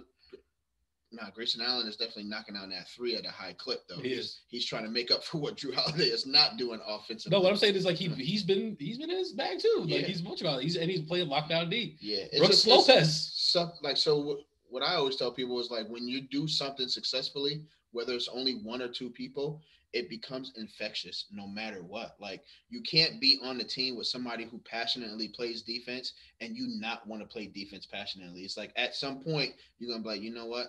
This is what it's like. If you move to LA right now, yes, you're still going to have your East Coast swag, but at some point in time, you're going to buy a pair of Chucks or you're going to end up with a pair of Dickies or you're going to do something to that the locals do. You got to embody the culture. Right. Thank you. All right. So pretty good. Thank you. All right. So like if you're on a team where they play defense, like I said, you're going to sell out to do the same thing. When you have people like say like Giannis, like you said, they say he's bagless, but he doesn't have a problem shooting a 3. He doesn't have a problem working on his free throw shots. You know what I have seen that done? It has made Bobby Portis think that he's invincible. Bobby Portis was amazing yesterday. Like, what was that? He thinks he's invincible, bro. He's playing with Giannis. He's in transition doing fall away 3s, hitting nothing but net. The one for me, forget all of that. The one for me was he was on the baseline. I know exactly what play you're talking about. And he asked for the ball. And as soon as he caught it, I'm looking for him to do like a little move, a little post down. He didn't even hesitate. It looked like he was already spinning into a jump shot before the ball hit his hand. Man, turn right around and hit a Kobe-like free throw right on the baseline or like a Pat Ewing-esque type free throw. Jump shot from the baseline. He didn't even hesitate and went down the court like, this is what I'm going to do. Yeah. This is what I'm going to do. Keep not playing me. Yes. And I'm going to play you. Yes. And then he did it again and slowed it down, didn't go as quick and shot the same shot. I'm like, yo, listen, if I'm chilling with a homie that everybody's saying he can't shoot, he can't do this, he can't do that, and I see him getting better at it just off of the confidence and the hard work and knowing that he can do it, then I'm going to do the same thing. But you could take somebody who is not good at sports and put them in a family or in a culture that is engulfed in sports. And you can't tell me that they're not going to end up being good at something. It's just undeniable. It's undeniable. Like, he's in the NBA. He's in the NFL. My little brother ain't really into sports like that. What's he do? He's like a championship hopscotch player or something like that. Or they're at the top of the business world. Because even though you don't do all this stuff, you understand. Right. You end up becoming competitive. It's just crazy. And it's like, and this isn't even like a segue to another game, but it's just like, Giannis is so unselfish and he's so like all of this other stuff. It's the same thing. You go to Golden State. Steph Curry comes off the bench for 3 games. He was coming off the bench for a couple games. Mm-hmm. And like everybody else was starting. And stuff like that. They start this series, game 1. Mm-hmm. They tell Jordan Poole, you got to go to the bench. Yeah. And Jordan Poole, like some people are like, yo, like I'm balling right now. But it's like, how am I going to tell you that you can't put me on the bench when Steph Curry was just on the bench for 3 games? Facts. And I started over him? Facts. And I feel like that's the same thing with the whole Giannis thing. It's like, yo, you need to step up. You need to shade better. You need to play this lane better. I need you up on this better. Because I'm going to sit here and tell you that you can't do better than that when this man over here is putting his body on the line and he's making the most money on the team. He's got like all this other stuff going for him. Yep. And it's like, that's true leadership. And it's leadership by example. And it's like, he goes into these interviews afterwards and it's like, I feel like Giannis is surprised that he gets minutes. Yeah. He goes into these things and he's just like, I just want to make it one of these days. It's like, brother, you're back-to-back MVP. What are you talking about?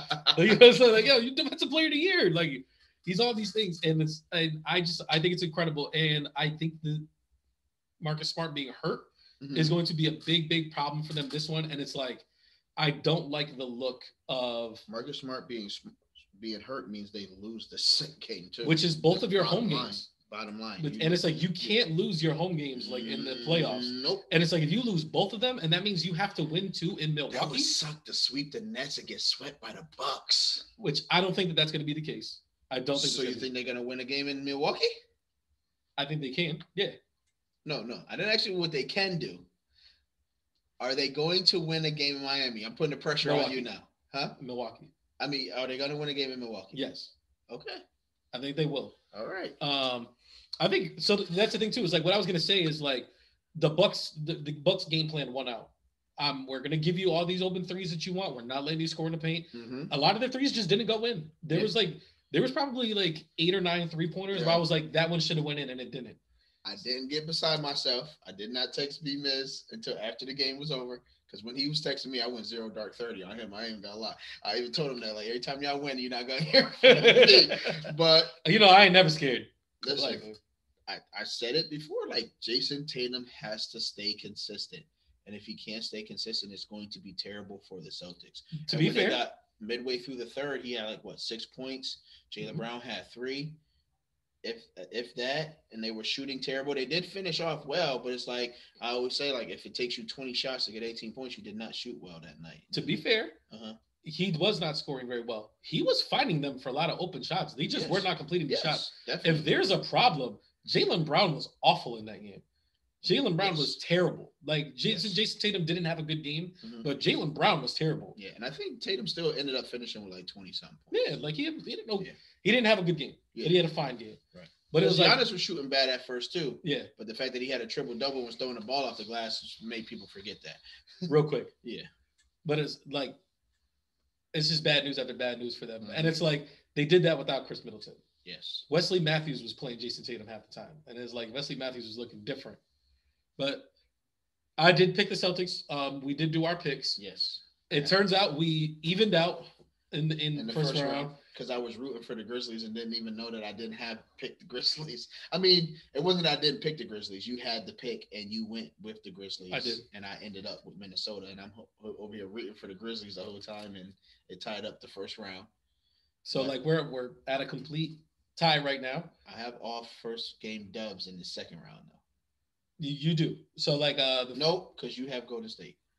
I thought you had Golden State. I do have Golden State. You have the Suns. You just wanted to rub it. No, you have the Suns. I did pick the Celtics. I think I strategically picked against you this time. I think when I went Miami, you were just like, oh, I didn't know he was going to go that way. No, I feel like there was only 2 ways to go. Because, I had the first pick, and I was like, well, I have to pick Phoenix. Right. And then I was like, I know I felt like you thought I was going to go Warriors Bucks. No. My thing is, I knew you weren't going to choose the Celtics and Bucks game because you were like, this is the most difficult one. I'm going to make Joel make the choice. I was just thinking he's really hell bent on the Celtics, so I'll just let him pick the Celtics. So that's what I'm saying. It's anyway. Like you let me. So, I knew you were going to do that, especially because at first you thought you only had one pick and then it was going to go back and forth. And I was like, no, you get back to backs. Right. And you were like, oh, I get back to backs. Oh yeah. You're definitely going to pick the Celtics. And I was just like, okay. I did. I looked at the Bucks. I looked at the Celtics, and I was like, I believe in the Celtics team, and I believe in their defense. I think the Chris Middleton missing was a big piece. And do I think that I was proven wrong in game one? It's kind of, but I also think a lot of it proven wrong. I think a lot of it is the shots just didn't fall. Yeah, it's game one. They're not going to be off every single game. Who else we got next? Golden State and Memphis. Do we really need to talk about this one? With the insane game winner that Jordan Poole had. I was disappointed. With the way the Warriors came out or the way the Grizzlies played? With the way the Warriors played. With Ja Morant hitting the gritty while other people are shooting threes and stuff like that? No, that's all dope. I'm expecting that from them. What I'm saying is you're disappointed in the Warriors. Yes. Okay. Because ultimately the young boys were still making a lot of mistakes that they weren't capitalizing on. Draymond's idiot self goes and gets kicked out of another playoff game. This is all stuff you're not supposed to be doing. And then Steph goes, oh, well, we got championship pedigree here. You weren't acting like champs today. So I don't even know why you make that statement. You were not capitalizing off the mistakes. You were not making them feel like they're not supposed to be in a series with you. They're the 2 seed, bro. They're a higher seed than the Warriors are. No, I get it. But when you get here, the thing is welcome to the NBA. Yeah, all the numbers and stuff kind of go out the window. Yeah, all that is a wrap. I've been doing this. You have just gotten here. Let me introduce you to what this life feels like. Ja Morant and them never felt uncomfortable. Well, Ja Morant wasn't shooting very well at first. But his boy was definitely holding him down. Desmond Bane? Yeah, no. Jared Jackson? Yes. My man Triple J. Jared Jackson Jr. Telling you, man, people are sleeping on my man Triple J this whole year. He's not going to do that again. He's going to be on the all-defensive team. He better be. Yeah, he should. But what sucks for the Grizzlies is when he gives you a game like that, you have to win. Yeah. You have to win the game. And you did not win. And Ja Morant got a really good look at it. It was an amazing look. A really good look at it. Wasn't really these are the circus shots you love to get. They were really, really, really lucky that Klay Thompson left and played as great defense as he could Yeah. on that last Ja Morant shot. Because even if he didn't want that shot, Desmond Bane was right behind him, Yes. wide ass open. But even more, like I said, young boy mistakes. You get the ball with 38 seconds and you don't try to get it 2 for 1. You come down and dribble the clock to like 17 seconds, and then put up a shot like that. Literally made no sense. Yeah. Then the Warriors come down and shoot back to back threes and don't hit none of them. And then you luckily get a possession to where Klay shoots another 3 and it goes in. Like you could have blew this game. Yeah. Klay misses that 3. Yeah. Klay misses that 3 and you lose the game. Like, mind you, you get to the free throw line and miss 2 free throws and go up by 3 to give them the opportunity to potentially win off a layup. Like, if anything, for me, the Warriors did not win that game. The Memphis Grizzlies lost that game. I agree with that. Straight like that. And what's about, like, I think that they kind of underestimated how deep this Grizzlies team is. Yes. Because because that's the problem with the Warriors is, like, they have all these, like, they got Poole, they got Curry, they got Thompson, they got Draymond. They got some of the young bulls, but like I got Memphis in this one, right? I can actually root for Memphis now. You have Golden State. You picked Golden State. Oh, that's right. Do you want to switch your pick? No. All right. No, I'm gonna leave it. I'll give you the option. No, I'm gonna leave it as it is. So I have no problem taking Memphis either. But like, I want all these teams to lose to make it easier for Chris Paul. I'm not mad at that. But like, damn, I completely got tongue tied. Is like a lot. It's insane to me, by the way, how confident Jordan Poole, Moody, Kuminga, like how confident these guys are. And I think that's the type of stuff that when Steph Curry's your leader, that's what that shows up into. But it's like, yo, these Grizzlies, they're like, okay, we can run with you. Because like, even when we get tired, like we're going to go into this bench. Brandon Clark was huge for them off the bench. Kyle Anderson is pretty good for them off the bench. Dylan Brooks was awful this game. But it's like that he's going to have a game where he's on. And it's like, I think that the Warriors have their work cut out for them. Yeah. Like I think that like it's not going to be as easy. You're gonna have that game with Ty Jones is hitting. It's like you're gonna have the amazing Ja Morant. We have yet to have the amazing Ja Morant playoff game yet. Right. So Warriors better stay on their toes, man. I mean, those are your boys. Who's next? Who we got? We got Miami, Philly. It's just unfortunate for Philly. It is very unfortunate. Joel Embiid. I hate to see teams miss their opportunity to go on a great run because you're missing one of your key players. You're missing the key player. Right. It's just like I don't even think there's a timetable right now for when he returns. I think right now there's not, but I think that they said because like he's broke his orbital bone. Yep. Is like he has to miss at least the next 2 games. And he's going through concussion protocol. Yep.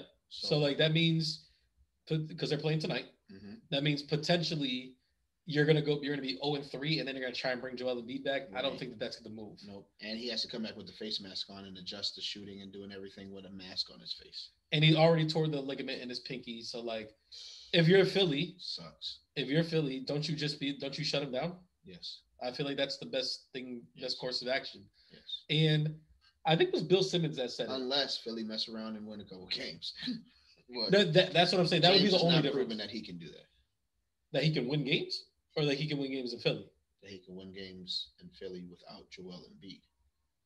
Okay. But playoff games. Yeah. I mean, he hasn't had the opportunity to do so. Right. So I guess we'll find out. But like I said, like it's unfortunate, but it also gives them their out. So like, because like the James Harden experiment early on was a resounding success. And then they kind of had like some stumbles. And a lot of that was falling on the James Harden side. Well, now you could just chalk it up to, well, Joel Embiid was injured, like what was supposed to happen. Right. And like, we'll just start fresh next year. So it's like, I feel like it kind of works out for Philly in that way where it's like, hey, we were never supposed to win anyways. And our best player got hurt. We just got together. We're going to try again next year. We're going to re-up. We're going to do all this other stuff. At least it's better than what Ben Simmons gave the Brooklyn. Like, you know what I mean? Did you hear the latest trade rumor? What you talking about? 14 trade. It's definitely a rumor. It's definitely a rumor. Let me hear this nonsense. Ben Simmons goes to the Lakers. Okay. Rudy Gobert, and I think Taylor Thornton goes to the Nets. Westbrook ends up with the Jazz. Donovan Mitchell goes to the Knicks. the Jazz get a bunch of picks from all teams. No. Yeah, That's an awful rumor. I'm just telling you. Like, I feel like that works out for the Lakers really well. That works out for the Knicks really well. The Knicks have to give up R.J. Barrett, too. I think R.J. Barrett goes... that changes the game a little bit. I think R.J. Barrett goes to the Jazz or the Nets, maybe? It's got to be the Jazz looking that trade, right? Yeah. I don't know. I don't like the way that one sounds.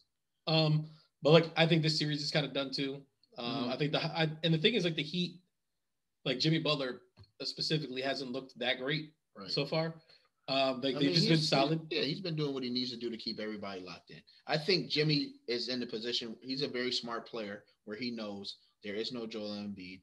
I'm guarding James Harden. I'm not really worried about that. We will cancel each other out. I can kind of coast through this and stay healthy to make sure nothing freakish happens, get my guys in a rhythm, and I know I can turn it on when I need to. And if we can breeze through this series and get ready for the finals, then let's do that. All right. Do we need to talk any more about this series? No. What else you got? Phoenix versus Dallas. I have Phoenix. You have Dallas. Yes. Game 1 is exactly how it was supposed to look. I didn't realize that Devin Booker was coming back already. I didn't either. So like when he looks like he didn't skip a beat. Not a single beat. I was like, wait, is that Devin Booker? Right. I was like, I didn't know Devin Booker. Right. Damn, Devin Booker don't even look like he was hurt. At one point, I felt like he was on the court more than Chris Paul was. I think he was on the court more than Chris Paul. I was like, what is going on right now?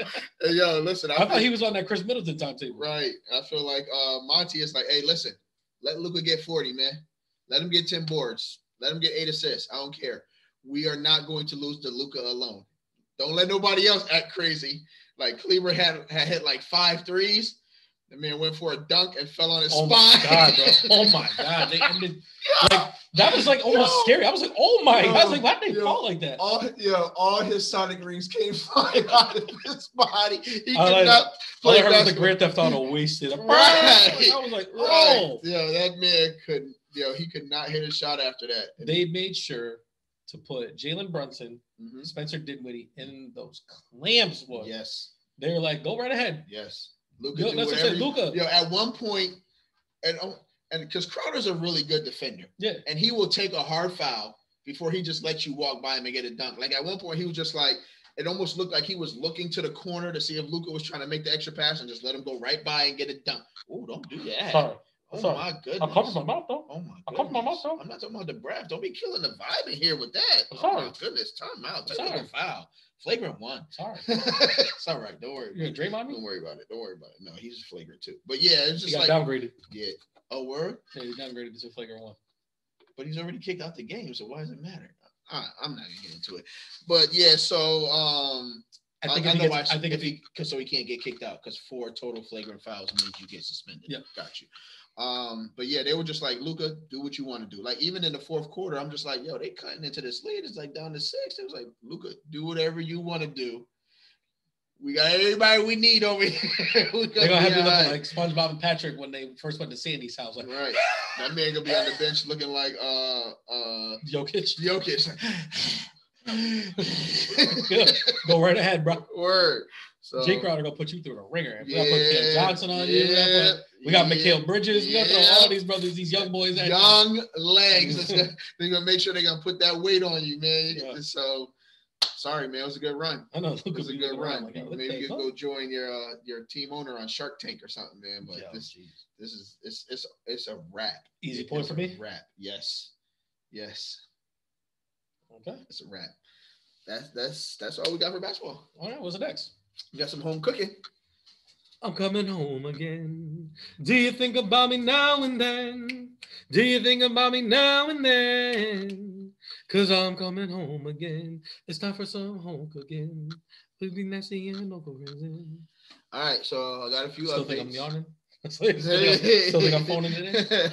we got a couple updates and a couple acknowledgments. Yeah. Okay. All right. So we know we got the whole superintendent thing going on. Yep. Newest update is that they have started the trial proceedings, and she has pled not guilty. Okay. To the counts of lying to the FBI agents and sending the text messages and everything like that. you know what this is. This is a career protector. I have to like, maybe she's talked to her lawyer and they're like, hey, listen, if you're found guilty, this is what you get. You lose your career, you lose your pension. You probably won't actually go to jail. Maybe you get a year suspended and a bunch of probation or something like that, but your career will be over. So maybe she's thinking like, I have to plead not guilty to save my career in order to have. You plead not guilty. Right. You do all this stuff. They give you some plea deal, and you can keep your job. Because if the feds came to her was like, hey, listen, just so you know, if you lose, you're gonna get 10 years. Oh, I might want to plead out because you're not gonna plead not guilty if you don't already know like the consequences may not be that heavy. I'm not saying that. That's just how I feel. So we'll see where she's at about it. And I'll continue to keep updating. The Nathan Bale situation with the police officers. Okay. I don't want to get this incorrect, so I do have to do some more research on it. But I feel like they're gonna get like a suspended sentence, so they're not actually gonna go to jail, which we didn't really think they were in the first place. But it may be like some house arrest or some community service or something like that. It looks like these charges are starting to really get knocked down, but we'll see how it goes as they, get closer to finishing up sentencing, and we'll see where it goes from there. Yeah. I don't have a Bonnie's Island update yet because I haven't seen any new articles on it, but like I the story might have been a little crappy. Yeah, here you go. I just still feel real leery about like the fact that it's getting bought by an outside provider and like what it means to our city. So I am going to keep tabs on that and see what else pops up. Okay. All right. I'll save the greatest news for last. But we did have another Springfield local. Yes, we did. Make it to the NFL. Yeah. So shout out. A pretty ironic name as well. Yes. I almost called you like, but I was just like, he don't really got that Whitley, low baby B.O.B. Joe. Shout out to all the Whitleys, my bad. But no, Benton Whitley. Yep. I'll go backwards, I guess. So he got drafted out of Holy Cross College. Mm-hmm. He plays linebacker and defensive end, I believe. I believe so. Yep. Before Holy Cross, he was at Minnechaug High School. Before Minnechaug High School, he played for 5A Bulldogs. I did not know that. Yeah. Yep. So definitely local person. Another lineman. We ain't got no skill players yet. But homegrown though. Homegrown. And like I said, got a couple other Whitleys if y'all looking for them. Yeah. Looking for some skill positions. Some DBs, some wide receivers. Yeah, got some of that. Built like Tyreek Hill. Yeah, exactly. But like I said, I don't know him or his family that well, but I have been told that, like I said, he went to Holy Cross, which is not that far from here. I don't know. Minnechaug is literally 20 minutes up the road, and then to play for 5A, it's all big. These are all people that like local coaches who are still coaching now know this young man, and it just makes for aspiration for those coaches to say, hey, I know this kid, and the same coach that he had, you now have. So don't believe that we don't believe in you and we're not putting forth our best effort in this volunteer work that is taken away from our time that we can be doing something else. They're investing their time back in the community, and it's only going to pay dividends. You find parents who are committed, kids who are locked in, and coaches who are willing to give their all to make sure that kids can, because the first goal is free school. All right. So everything else is a byproduct of the system and the aspiration of the child that's working to that goal. You get to free school first, you go there and you show out, and you never know what make it happen, and now we see dreams coming true. So shout out to Benton Whitley and Springfield coaches, man. Hats out to you guys as well, man. Keep doing a good job. Oh, yeah. I don't know if we related, my brother. I don't know if a lot of these Whitleys done some sticking and moving back in the day. I do got 7 brothers and 3 sisters. I got a lot of cousins. So, I'm just saying we could be related. We could not, regardless of the fact, wish you nothing but the best, man, especially if you're coming from the field. Come join my man, Christian Wilkins, who just got his 5th-year option picked up by the Dolphins. Hey, I like it. We're going to come do all that all day. Also played for 5A. Yes, you did. Yep. All right. We got one last one. And it's the Big Kahuna. It's the Big Kahuna? Yeah. Okay. I was going to say, my younger brother. Yep. Our first guest ever. Yep. That boy Derrick, bad boy Whitley. Yep. Caught the dub and is now a New England state champ in boxing. One is his 6th rounder in unanimous decision. Okay. Looked good doing it. Okay. You know what I'm saying? Had the crowd going and stuff like that. He looked like he was having some fun. That's what's He up. told me old boy was a lot stronger than he thought. He didn't say that, but it was just like, he said, got a little loose. He said, yeah, I had to He said I had to put the pressure on him because he was like, that brother hit hard. I was like, I hear you. And like I said, like I'm super proud of him. I told him that, like, you know, that same night is like, you know, it's real dope when, so like it was at AIC. So they had the bleachers up and they had everything going. I think they sold over 3,000 tickets. That's what's up. It was a lot of tickets that were sold and stuff like that. And it's like, wow, 3,000 people came out to this event. And then it's like, you know, the first fight happens, second fight happens. He was the 8th bout on the card. 8th bout comes up and it's like, he comes out. And I was like, 70% of the people in here are cheering for him. And I was just like, yo, this is like a really dope feeling. I was like, I didn't realize, like, obviously, like, we have our section. Right. And stuff like that, which is like quite an abundant number of Whitleys. You saw the picture that I posted of all of us in that pyramid. But it is what it was. But it's just like, you know, like, I was just like, oh, like, and I know my brother's a really popular person as well, but it was like, it was real dope to be like, man, like, these are all the people that came out to show love. And like, well, I want to thank everybody that bought tickets, that came out to support. But it gets me excited for the future when we start going to like the bigger, like we go to arenas and stuff like that. And like, he's fighting and like what it looks like in there. And it's like, I gain a lot of my energy for watching people's successes and stuff like that. And it was like, who can make me happier than like my younger brother having the success that he's having right now? That's dope. You know what I mean, so like I had to give him a shout out to the New England state champ, Derrick, bad boy Whitley. Take that. Because we ain't going nowhere. We ain't going nowhere. We can't be stopped now because it's D with for life. No copyrights to that. Switch up some words. Yeah, man. Shout out to the guy, man. Hopefully, one of these days I'll get a ticket. But they were selling them at the door. Were they? Yeah. I didn't get that information. That's crazy because you never asked. That was even more wild. Last time I checked, you had his number. What's up? I'm about to call this man on his fight night. But I mean, you can call him literally like the months before when we first announced it. Nope, because you were on the job of letting me know. That's fine. We ain't gonna do this. We're not gonna do this right now. DJ, I got a match set up for you. Need you to. Yo, I was watching this brother because like that's the thing is like, you know, I feel like a lot of people aren't used to watching boxing matches that aren't heavyweight fights.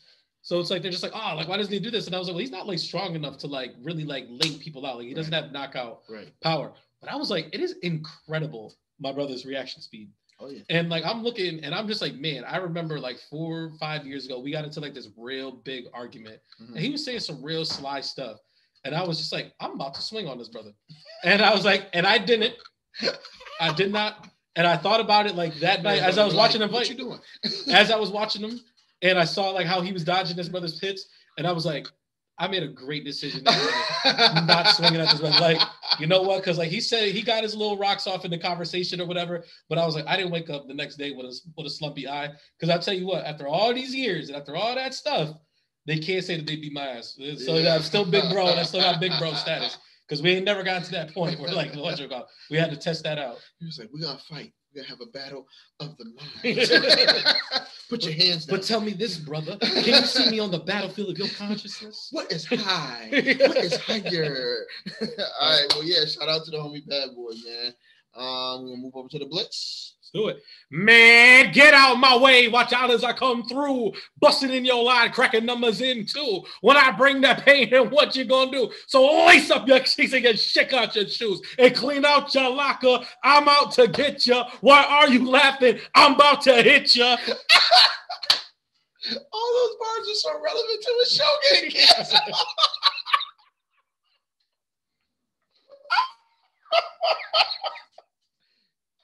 Bertier, I'm sorry, man. Joey, I'm sorry, man. The show didn't get canceled. It got postponed. Okay. I got enough fucking docket, man. I mean, the biggest news obviously was the NFL draft. Yes. Are you happy with your team's draft? Well, I mean, we didn't have any picks in the first 3 rounds. But I know. The But Raiders didn't have any picks. I looked at our draft card and I was like, we drafted Tyreek Hill. I'm okay with that. We drafted Devontae Adams. I think we're all right. You know what I'm saying? But no, we got a chance to fill some gap in some lineman positions. We signed the kid Trey Turner, undrafted wide receiver, before Minnesota can get him. It was disrespectfully, they offered him like $2,500 in signing bonus. Ugh. So the Raiders was like, we'll give you $40K. And he was like, Mama, we made it. You know what I mean? So 2,500 or 25,000? 2,500. Like $2,500. Yes. Huh. Yes. Huh.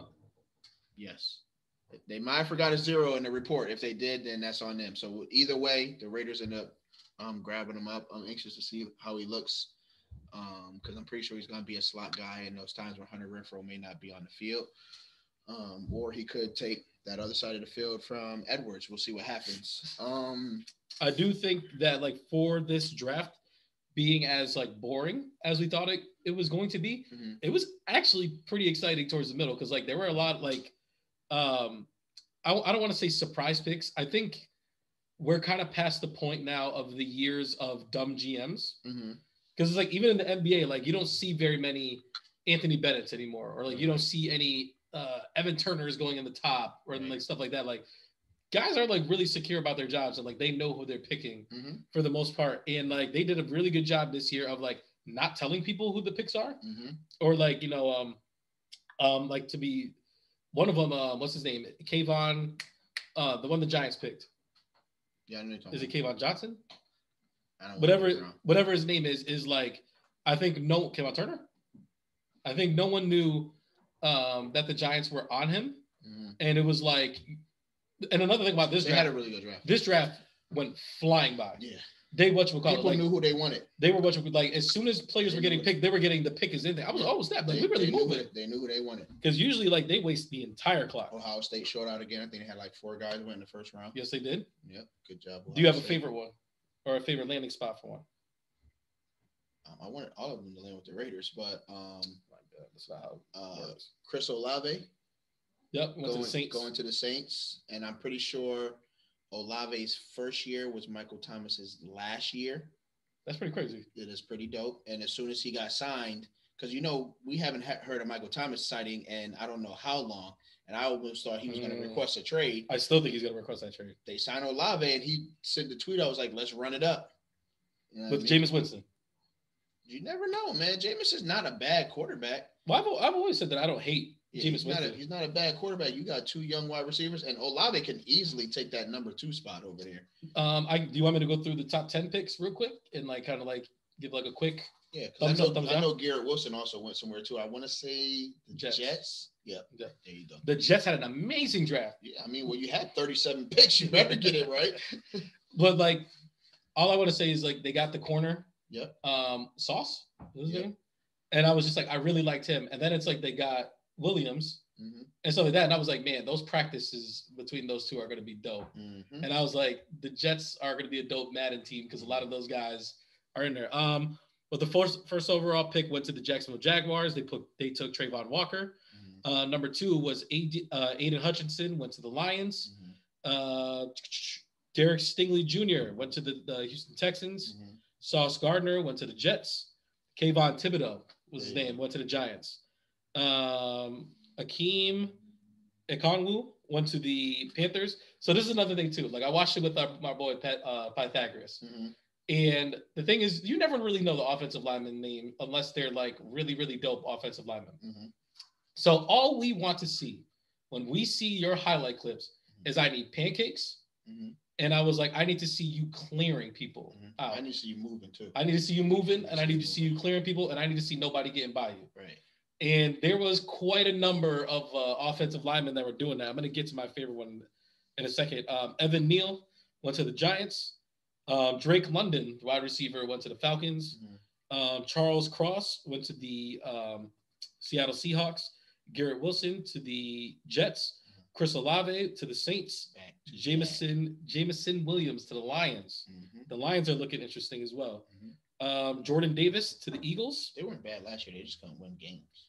The biggest fall, Kyle Hamilton to the Ravens, who were like, as soon as he started slipping, and I was looking at all the teams that were coming up, I was like, I swear to God, if this brother makes it to the Ravens. And then it's like, lo and behold, it's like, well, there we go. It's like he's in the most perfect place he could possibly be. And then the 15th pick was Kenyon Green to the Houston Texans. Okay. A lot of these guys, like, I mean, a lot of people that are smarter than us gave a lot of A's in this draft breeds. A lot of people really filled a lot of needs. A lot of people, went to the right team. Yeah, this was a loaded draft. There's a lot of good players coming out of this draft. That's I think it was a lot of good, not a lot of great players in this draft. Yeah. And like that's kind of what makes this draft different from these past couple of drafts. Like there's not going to be like there might be a in the first chase. 15 picks. Say it again. Any QBs in the first 15 Nope. picks? The first QB was Kenny Pickett. He was taken to the Steelers. Did you see the wide receiver the Steelers picked up? No, who's wide receiver? The Steelers? I don't know. Somebody sent me this viral video of him. I want to say he plays for Georgia, but like he's fighting a corner in the end zone, and he's like he has him by his jersey, duffs him, switches hand, duffs him, and then drags him into the stadium barrier, bang, and then bang. Like then they show him blocking on the line, and the kid's talking crazy to him. He's like, shh. They go to run the ball. He comes off the line, bang, puts a corner on his butt, and then looks at him. Shh, I told you to be quiet. Like, I'll show you this video later. You're gonna be like, who is this kid? This really sounds wild. Yeah. But I think the big news of the night is that we saw a couple trades. Some trades and a suspension. Yes. What is up with these wide receivers? Like, why is this like the year of the wide receivers? Like Devontae Adams goes, Tyreek Hill goes. Now Deebo Samuel wants out. Christian Kirk is gone. Stuff like that. There's other people I'm thinking of. There was a lot of wide receivers in this draft. AJ Brown to Philly. AJ Brown goes to Philly. That's big. That is huge. That's big. I know they just got Robert Williams. Yep. They let go of Julio Jones. Yep. There's a lot of room for touches in Tennessee right now. There is. And they just drafted the backup quarterback, Malik Willis. Who, like a lot of people were saying, could have been the number one quarterback. So they drafted him to play backup to Ryan Tannehill. Ryan Tannehill's already saying it's not my job to coach him up, which is it's a wild thought. You know how that goes. Yeah. Hollywood Brown to Arizona. That was wild on Twitter because Lamar Jackson was like, "What the fuck?" He literally wrote that on Twitter, and then Marquise Brown was like, "Bro, what?" And then like they had to do the whole like, "Hey man, like." I'm so glad that we played together type of deal, but he was just like the initial what the F was what you call it from Lamar Jackson was like nobody was going to tell us this was going to happen. Wow, he gets I didn't know that was a surprise trade. He gets traded to Arizona, and then Arizona immediately has to deal with DeAndre Hopkins getting suspended the first 6 games for a PD violation. So Marquise Brown is like, thanks. I'm right back in Baltimore. Yeah, one over the top, one underneath. I thought that this was going to set up a Deebo Samuel to the Ravens trade. That's what I thought was going to happen. I don't know what's going to happen with Deebo, man. I just know he's going to be out. Maybe I'll have the breaking news of where he goes for it. Why does no one seem to want Julio Jones? He's old, man. He's football old. AJ Green is football old, and like he's still on teams. No. AJ.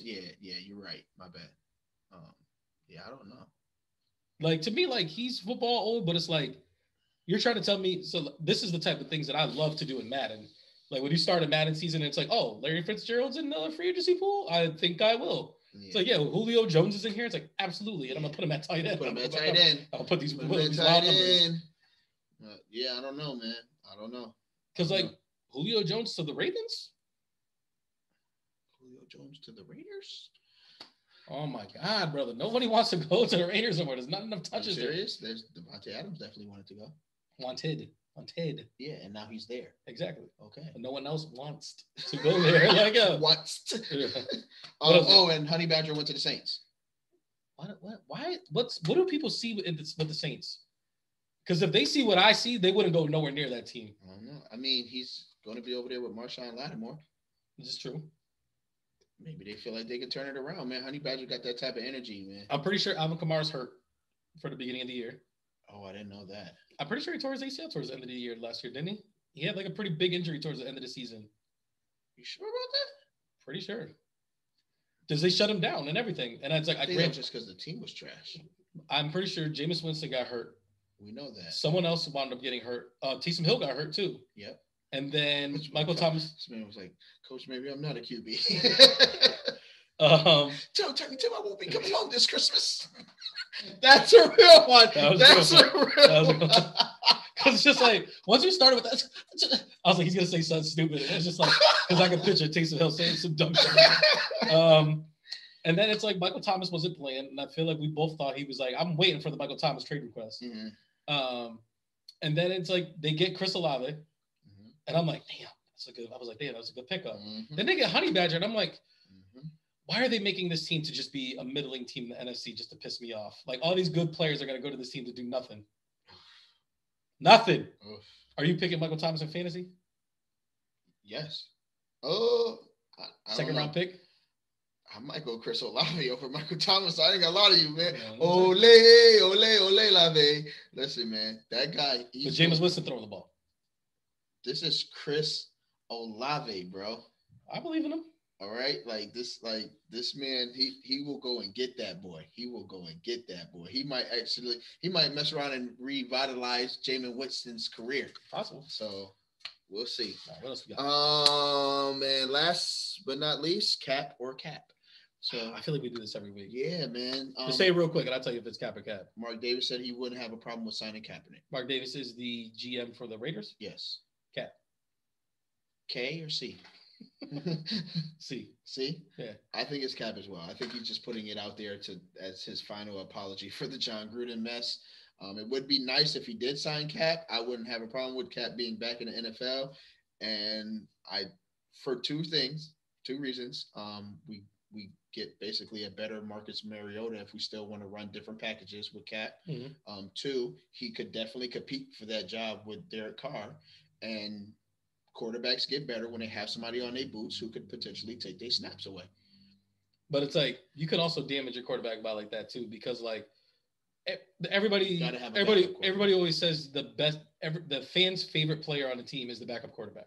Because like that's who they're calling for all the time when you start screwing up and stuff like that. And it's like, he brings a lot of media attention.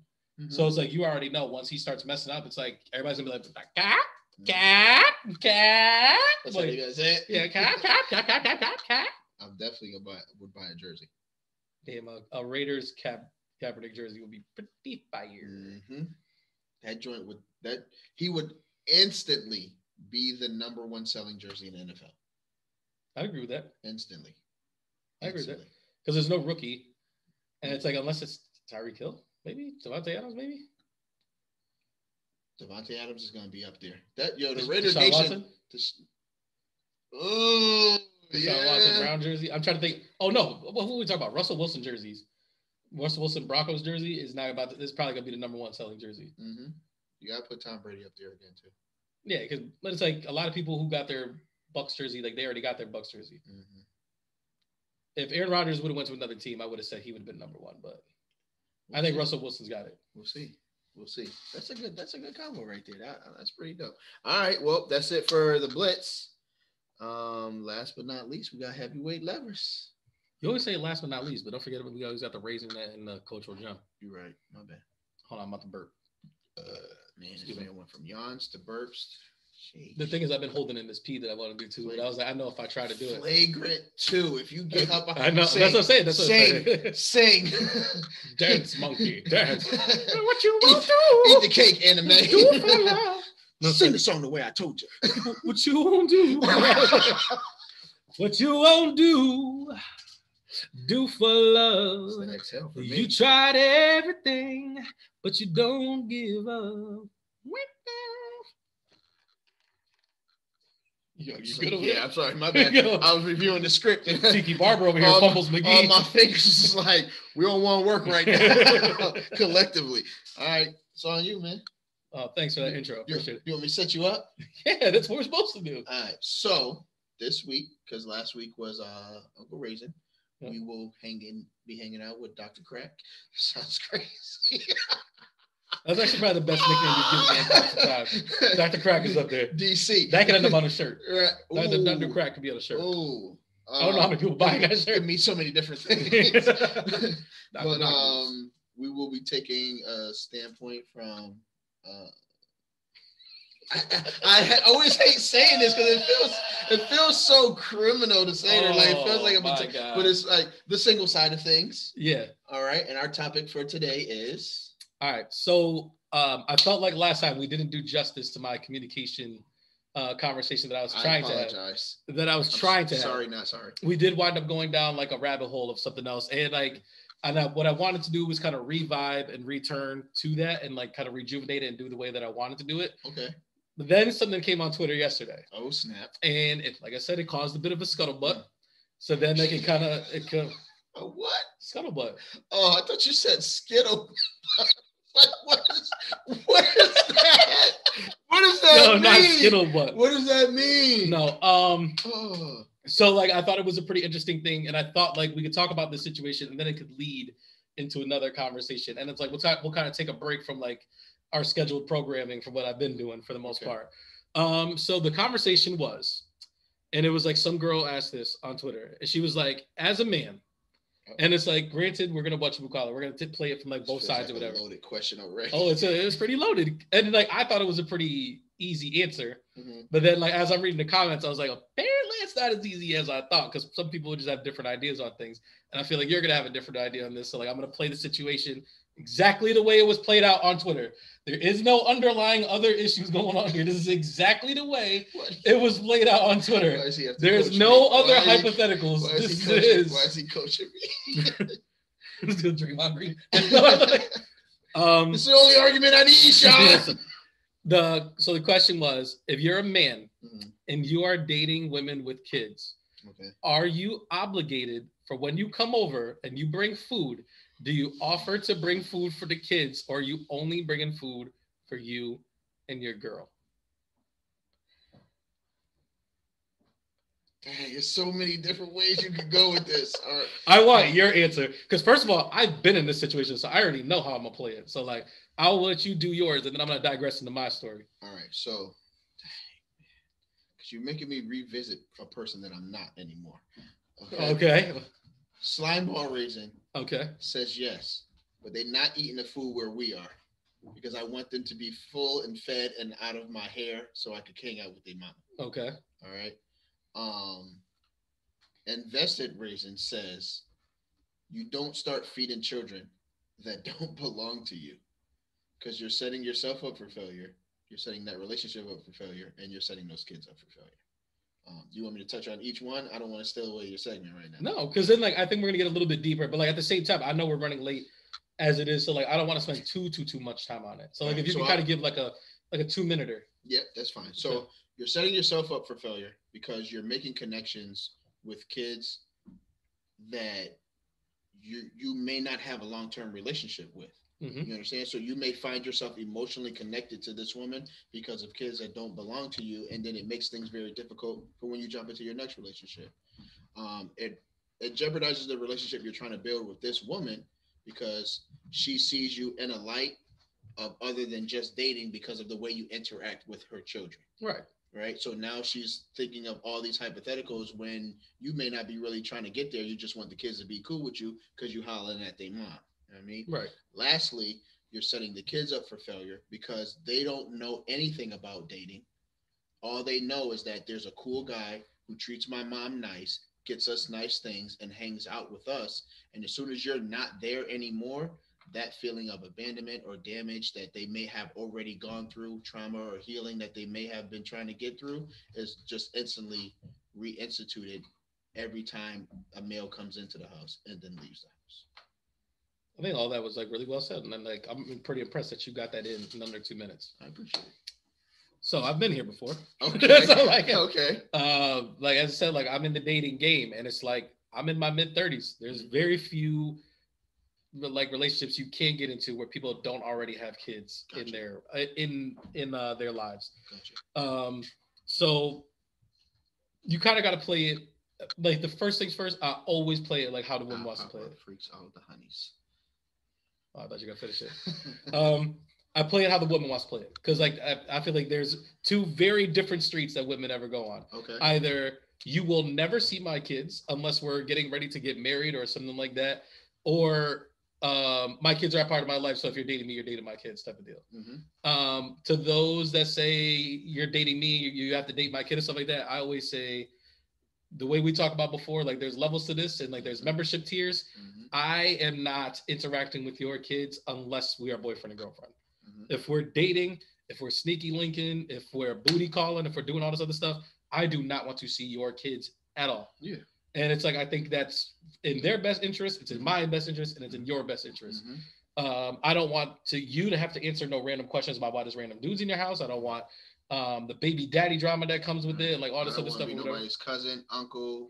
I don't need you lying about who I am. Right. Because then, like, if it becomes serious, then it's like, now we got to try and like walk back like what that is and like stuff like that. And it's like, I don't like to start off anything with a lie. Right. So stuff like that. Keep your hands off my mama. Keep your hands off my Doritos. Yeah. And to those, I guess like that's the opposite of it. So I was dating a girl who had kids. And like, so because of that, I specifically scheduled our time because like she was also co-parenting and their father was on like a pretty strict schedule. And I was just like, do not hit me up unless the kids are with their parent, with their father. Right. And stuff like that. So like that way, our time is our time and our time is not divided with their time or anything. I don't want you to have to, for some reason, like we're in the middle of doing like whatever we're doing. And then all of a sudden you have to break your concentration because like all the other stuff's happening. Whatever's happening, I want us to be focused on us. So that way we can fall in love before we have to turn into like a family. Like we need to know what this is first before we start, branching out and doing all this other type of stuff. Right. So we had this situation one time. I'm trying to think of like how much detail I could put in this before. Like, granted, I don't think she watches the show, but I know people that know her watch the show, and I've told the story to some people, and I don't want to get too crazy, so I'm gonna try and spark notes this. So like, it's too late. I was on my way over, and I can't remember if I called her or she called me, but she was just like, "Hey, like, are you on your way?" And I was like, "Yep, I'm actually pretty hungry. I'm gonna stop." Or no, I take it back. She did call me. She was like, "Hey, are you already on your way?" And I said, "Yeah." She goes, "Could you do me a favor?" And I was like, "What's up?" She said, "Do you think you could stop at Taco Bell and pick up 4 taco meals or whatever?" And I was like, "For what?" And she was like, "Oh, because the kids are still here. Their dad's running late picking them up. And so like that way they could get something to eat, whatever." And I was like, "So have their daddy pick up the food and somebody picks them up. He could get, he could bring the food." And then she was just like, "Are you being for real right now?" And I was like, "Yeah." She was like, "Yo, it's like 8:30." And I was like, "Yeah." She was like, "Yeah, my kids haven't eaten." And I was like, "So make them a sandwich." Then she was just like, "Are you being for real right now?" You ain't checking yourself for kids either. And so like, I was just like, yo, like, I kind of don't, I don't like the sound of that. And I don't like the vibe of it or whatever. So then like, she's like, yo, like for real, like my kids haven't eaten. Like, can you do me this solid? Like by the time you get here, it'll be like 9. The dad's gonna pick them up at 9:30, like whatever. I just need them to eat something before they leave. And I was like, yo, I'm gonna keep it a stack. Like, I really don't feel cool about this. Like, I really don't want to, whatever. So she was like, fine, banged on me. So like, I was just like, all right, I'm gonna go with you. I was like, all right, bet. I'm going to head back to my crib then because it sounds to me like this night's already whatever it is. So whatever. So like, I turn around and then she's just like, she calls back. She's like, "Hey, like, how close are you?" And I was like, "Oh, I'm like 3 minutes from my house."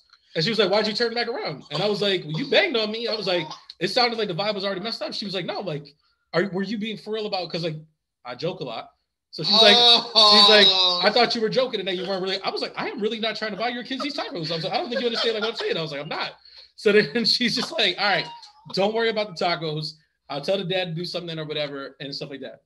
So like a sucker, on my way there, I picked up these tacos, put them on the whatchamacallit, put them on the counter, did all the other stuff, went to go sit over in my section, said what's up to the kids real quick. They're pretty young, stuff like that. Sat down, turned on something. Like now I'm sitting there and like now I'm mad because it's like I had to stop and I had to get this stuff. So yo, I kid you not, Reason.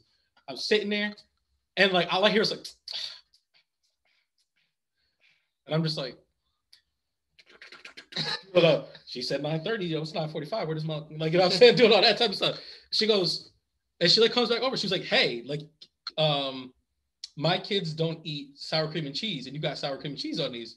And I was like, "Okay."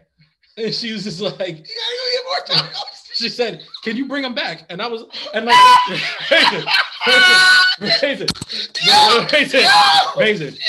I'm like this. She's like, "Yeah, like, my kids don't eat sour cream. My kids don't eat sour cream." Where's the card at? Where's the card at? Oh, I can't. That's what you get. That's what you get. Yeah. It would have been the quickest turnaround. This isn't even it. What did you think you just saw? Man. Yeah, why can't I find a car right now? Listen, that would have been the quickest turnaround. I'm sitting here like this. And she's like, "My kids don't eat cheese and sour cream." I said, Okay. Yo. And then she goes, yo. Do you think you could go return them? Yo. Excuse me? Yo. And she was like, do you think you could send them back? Like, my kids don't eat cheesy. I was like, yo, scoop it out. I was like, scoop it out. And she's like, no, they won't eat it if the cheese and the sour cream is already on there. Like, it's already ruined. And I'm sitting there and I'm looking at her and I was like, isn't their dad supposed to be here by now? And she's like, yeah. And I was like, tell that nigga to what's going on. I was like, yo, I'm sorry. Like, yo, bro. Like, I'm serious. I'm befuddled. I'm like, I can't believe that we're having this conversation right now. Fam. And I'm like, yo, so like, yo, he's about to pick him up. Have him pick him up. Say that you tried to buy the tacos. They had the stuff on them. He could run by Taco Bell and like he could return them, get them the right tacos, and they can eat what they did. Guess who does like sour cream and cheese? I do. Give me all these tacos. So like, so she's just like, are you for real not gonna exchange these tacos? And like, I made a suggestion, Raisin, that like I didn't even truly believe it. What if you go outside with the tacos in your hand while he's pulling up? He see you hop in the car with the tacos. I made a suggestion. Or you coming back with the tacos. First of all, she lived very close to that Taco Bell, so it's like very reasonable that she could have been in and out in 4 minutes. Oh, okay. But like, I made a suggestion that I don't even typically make. I said, if you want to exchange the tacos, I'll chill with your kids. You could go return them. And she was just like, and what if he shows up? And I was like, I know how to put jackets on. And I was like, he knows about to come, right? I was like, and all this other stuff. And I was like, yeah, it's no biggie. And she was just like, I'm not doing that. And I was like, okay. And she's just like, are you really not going to bring them? I was like, if I go back into my car with these tacos, I will not be returning here tonight. Like, that is 100% a certainty type of deal or whatever. So she's just like, are you being for real? And I was like, yes. I was like, I'm putting my foot down right now. I'm like, if you tell me that I have to go back in and return these tacos, I will not be back. Type of deal. So apparently gets real quiet, makes the kids some sandwiches. Dad comes and picks up the kids, gives him the tacos or whatever. Now the vibe is all types of off of here. So like now, like, yo, we're trying to get into stuff. I'm trying to like use the humor to get the stuff back and going or whatever. And it's like, you know, she's kind of like not feeling it or whatever. And I'm just like, yo, like, are you good or what's going on? She's like, I just really just can't believe that you really just were gonna let my kids go hungry. And I was like, goodness. I was like, you know what? Are you serious? I don't like that. I did not text you back from this morning. First of all, I didn't let your kids go hungry. You let your kids go hungry because it's 9 o'clock. And why didn't you already have sandwiches ready for these babies? Like, what's wrong with that? Said it's almost 9 o'clock. Where's your child appetite? It sounds to me like poor planning or poor parenting, but that's not on me because I wouldn't say that. I wouldn't, you know, say that. Granted, like I said, I didn't say that in the situation, and I was just like, you know, as soon as you started, I was like, I feel like this is gonna be a fight. I feel like this is gonna be a thing. All I'm saying is I didn't ask you to break any of your boundaries or anything that you had set up, but you had me crossing all types of stuff that I told you that I wasn't trying to do, and I still did all that for you, and you couldn't even just let it go. And stuff like that. And like, I was just like, you know what? I think tonight's a dub. I was like, we could talk about it another day, but I was like, I'm gonna go home. Where'd it go from there? Oh, I went home. And then she tried to call me and be like, you know what? I think I was tripping. You should come back. And I was like, oh, you are out your mind because I'm in my pajamas in my bed. And like, so like, that's kind of where we at with that. Yeah. I know that was a long story. Recently? I know that that's a long story and it's a long thing to get into. Safe to say, like, that is not a situation anymore that I am a part of. Yeah. Stuff like that. Like, Grant, we can digress on that. That is hilarious. But I say all this to say, because, like, I think what this topic was eventually turning into is dating people with kids. And I don't think we honestly have enough time to, like, really, really get into that. So I'm kind of going to leave it at the 2 stories. Okay. But what I do want to say is, like, your boundaries are very important. And, like, other people need to respect your boundaries as well. There are certain things that are non-negotiable. There are certain things that are like a little bit negotiable. And then there's things that are just whatever. When someone is telling you, I am not doing this, I do not want to do this, and you're still pushing them to do that thing, it's not a healthy way to go about it. Right. And it's just like, I know it sucks to be a single parent. I know it sucks to be in the situation where it's like, you're trying to get your own thing going, but like you also have like this other stuff to take care of. I understand responsibility more than most people. I get it. But it's like when someone is telling you, and like, this isn't no like underlying things. This isn't no subliminal. I'm telling you straight up, I do not want to do this.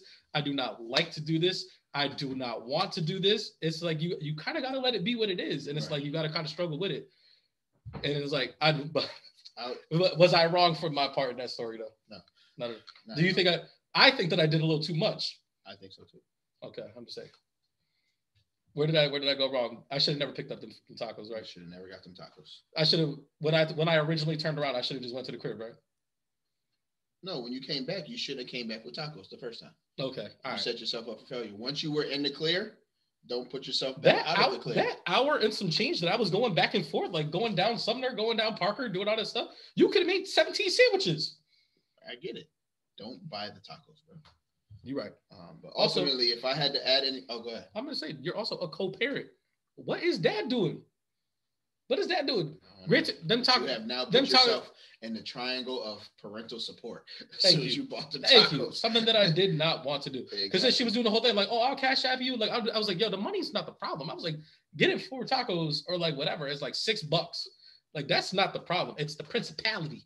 It's the principles. No, but it is like it's what the tacos mean and it's what the tacos represent. Right. And it's like it's less about what it means to your kids and it's like what it means like here.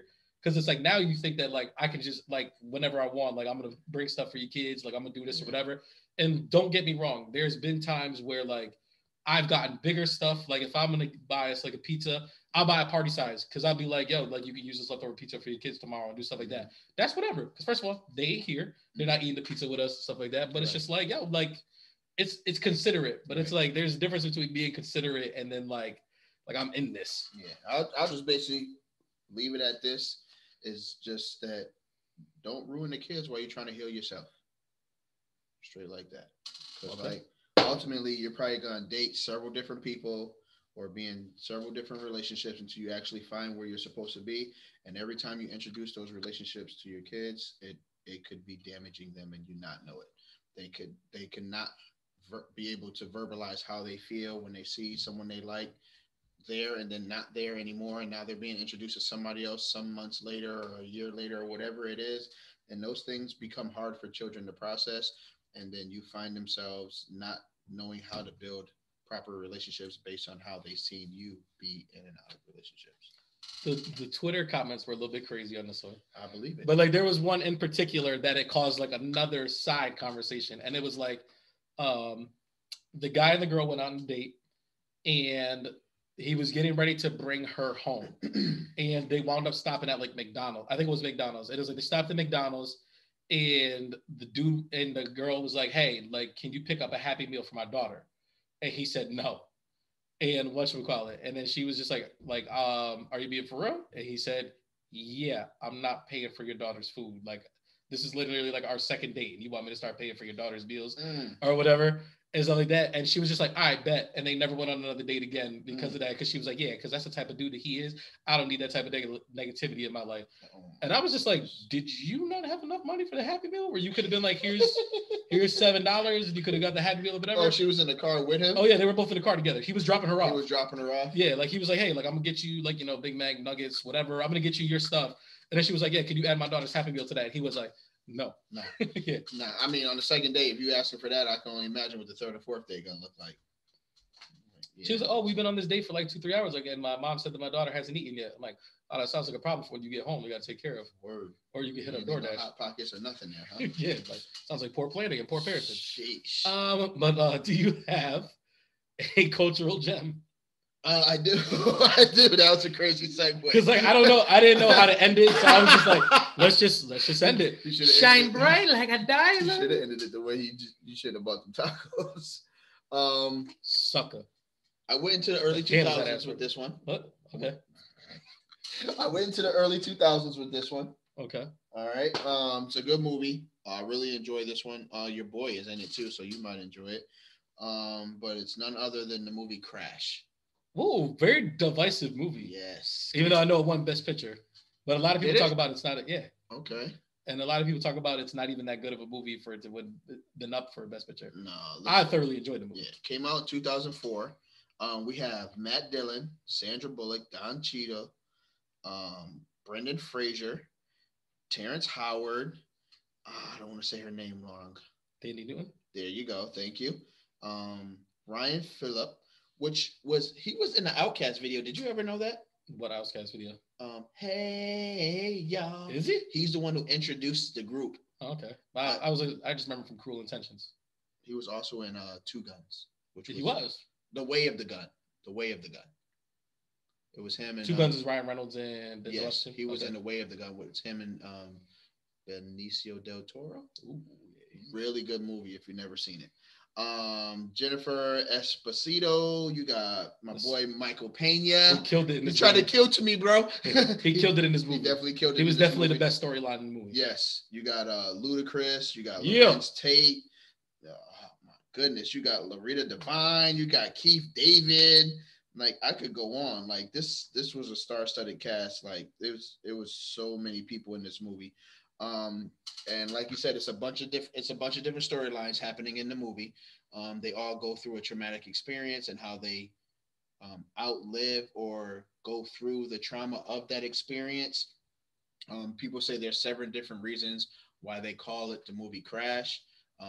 The interpretation I got from it was that like we go through our daily lives so much and we get so separated as a human race that sometimes for some type of emotional recharge, like our lives end up having to crash into each other for these very extreme experiences that help us grow as people, but also see things in different aspects in which we have seen them. It's a pretty crazy movie. I'm pretty sure there's an actual quote in there from Don Cheadle, like in the movie where he talks about the Crash name. Really? Like he has like a scene where I think he's talking to Jennifer Esposito, like they're in a room and like he's explaining the idea of like people colliding and stuff like that or whatever. You just need to crash into each other. Something like that. But it's like he has like that speech like literally in the movie. Yeah, the Terrence Howard and his wife with the police officer situation was crazy. A literal car crash. Yeah, the Ludacris being intertwined into their story with the police officer. Michael Pena, man. Not fixing the locks on that door. Not fixing the locks on the door. His daughter with I have the suit on that you told me the bubble, the cloak or whatever it was. Yeah. It's like so many different things. Had the old dude, like, oh my goodness. Yeah, there's a lot of it. Yeah, it's a lot. I'll tell you right now, like I cried like a baby in that scene with the daughter with the bubble. I was like, listen. That right there, like, when he I don't think I breathed for a couple seconds. When he screamed, I was like, oh no. But then I remember the daughter and like, yeah, well, like there's little things that they put out there. Right. And it's like you kind of have to they show it to you like in hindsight where you're just like, oh yeah, I forgot about that. Right. But in that moment, you did not know what was going on. You know what I mean? So yeah, I just like it's a really good movie. If you haven't seen it, definitely make sure to give it a look. If you have seen it, you might want to watch it again because I always tell people when you watch a movie one time, you see certain aspects. When you watch it another time, you already know what you're looking for out of what you've seen. You may catch something that you didn't catch the first time. I think one of the greatest examples of that, and I know this is kind of like a weird thing, but it's like a Goofy movie. Okay. It's like because when you watch a Goofy movie when you're a kid, you always look at it from Max's point of view. Oh, and you're like, so, that man. When you watch it, you're just like, you're like, oh my God, like, why is Goofy so annoying? Like, Goofy is so annoying. Like, why can't he just let Max do this? Like, why can't he just let him do this? And then, it comes together. But when you watch it as an adult, you're just like, wow, Goofy is trying so hard to get his son to do this type of stuff. Like, why is Max being such a jerk? Type of deal. But like, my goodness, is the Goofy movie just a great movie all the way around. Man, listen. That man. Where can you watch Crash? Oh, shucks. I was like, this man done closed 1910. I knew I was forgetting something. I was like, I'm over here dropping this Goofy gem. And this man much color. I knew I forgot something. I got it right here. All right. Do yourself a favor. Go to Disney Plus and watch a Goofy movie. Do yourself a favor. It's on Tubi. Okay. It's on Hulu. Uh-huh. It's on HBO Max. Okay. It's on Amazon Prime. Done a lot of stuff. YouTube for $4. Google Play.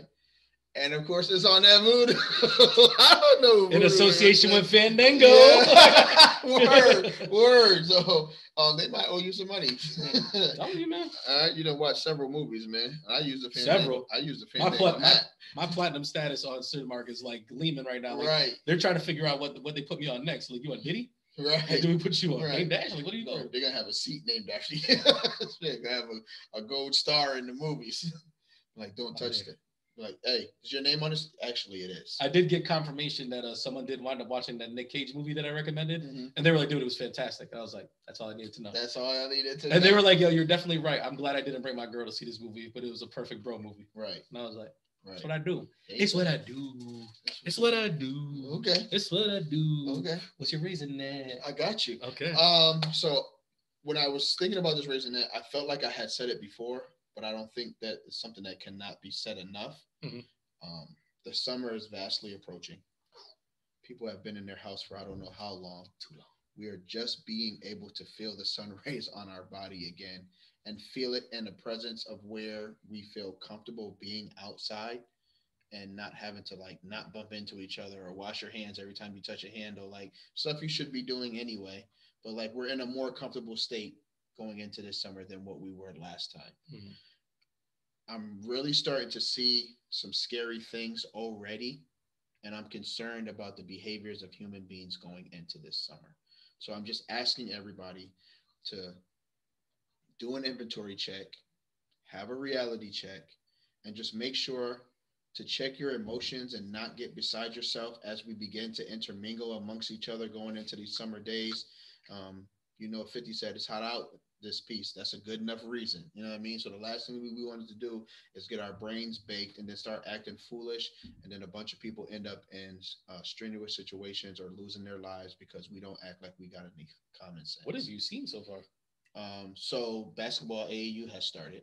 Okay. I've seen a referee get jumped by players and coaches and parents. Another referee got full on almost choked out by a coach, and another referee came and punched that coach to try to get him off of that referee. And just recently, right at Millworks, where like I have literally coached games in this facility. It's like right in Boston. It's maybe about 45, 50 minutes away. A parent got into an argument with another parent or a coach and brandished a weapon. And went like you can't see what's happening with the weapon, but all you see is a bunch of players and referees and parents and coaches running all over the place to try to get out of this place while this guy is attempting to harm this man with this weapon in a facility that's filled with children playing basketball. Somebody said, thank God the gun jammed or something like that. The man did end up getting arrested, but like everyone's traumatized. Someone could have got hurt, and now you're going to jail over a basketball argument. It's weather hasn't even peaked yet, and we're already making dumb decisions. I would like to show you the video, though, because there was one thug coach who was like, I've been around this before. Everybody runs off. Everybody takes off.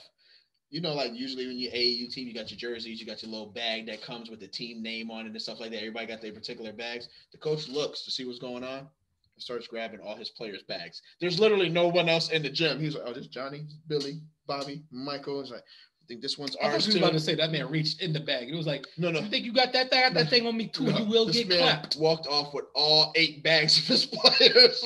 like he was like, we're not coming back in here. He got outside. I was like, here you go. Kids right outside. My bag is inside. Say head count. All right, everybody on the bus. Everybody on the bus. But yeah, it's just like, I am personally concerned. Like I said, I've already done inventory on myself. I mean, I know there's been situations where I could just let stuff go. And I think I'm going to do more of that coming this summer. And I'm just asking people to do the same, because the last thing we want to do in our first real summer of getting out of quarantine or out of a pandemic that we are not clearly out of yet is to be hurting and killing ourselves because we're outside. I feel like you try to tie that into the situation I was telling you about earlier, because, like you said, like there's, you take inventory and you like, things aren't worth it. I ain't letting that stop my peace. Facts. And it's just like, if you try to bring in negativity into my circle, then you can just get deleted. Facts. Like I'm not out here trying to, like, y'all mid-30s, man. I ain't out here trying to fight people. They try to do all this other stuff. It's like, if you don't like me, then like, don't like me from a distance, because like, you will not see me. Facts. Like, I don't understand like how you get under people's skin so much when it's like, you don't even associate with them. You sounding like Drake on a lemon pepper freestyle. All right. Do you have anything else that you want to say? Like any last thoughts? No, that was it. Be safe, be loved. Shout out to that boy. Shout out to that boy, Bad Boy Wit. Like it ain't nothing better than being trained by the New England State champs. I mean, if you find them on IG and you go to get with it, so that way you can get fit with wit. You know what I'm saying? Might as well get to it. So you know what I'm saying? So like I said, much love, peace, chicken grease. I hope nothing but success for everybody straight to the moon with it. I was gonna be sending your girl to him, man. You're gonna mess around and be like, oh boy, Norbit. Working them down. All right. What's the button? Why you gotta do all that? Why you gotta do all that?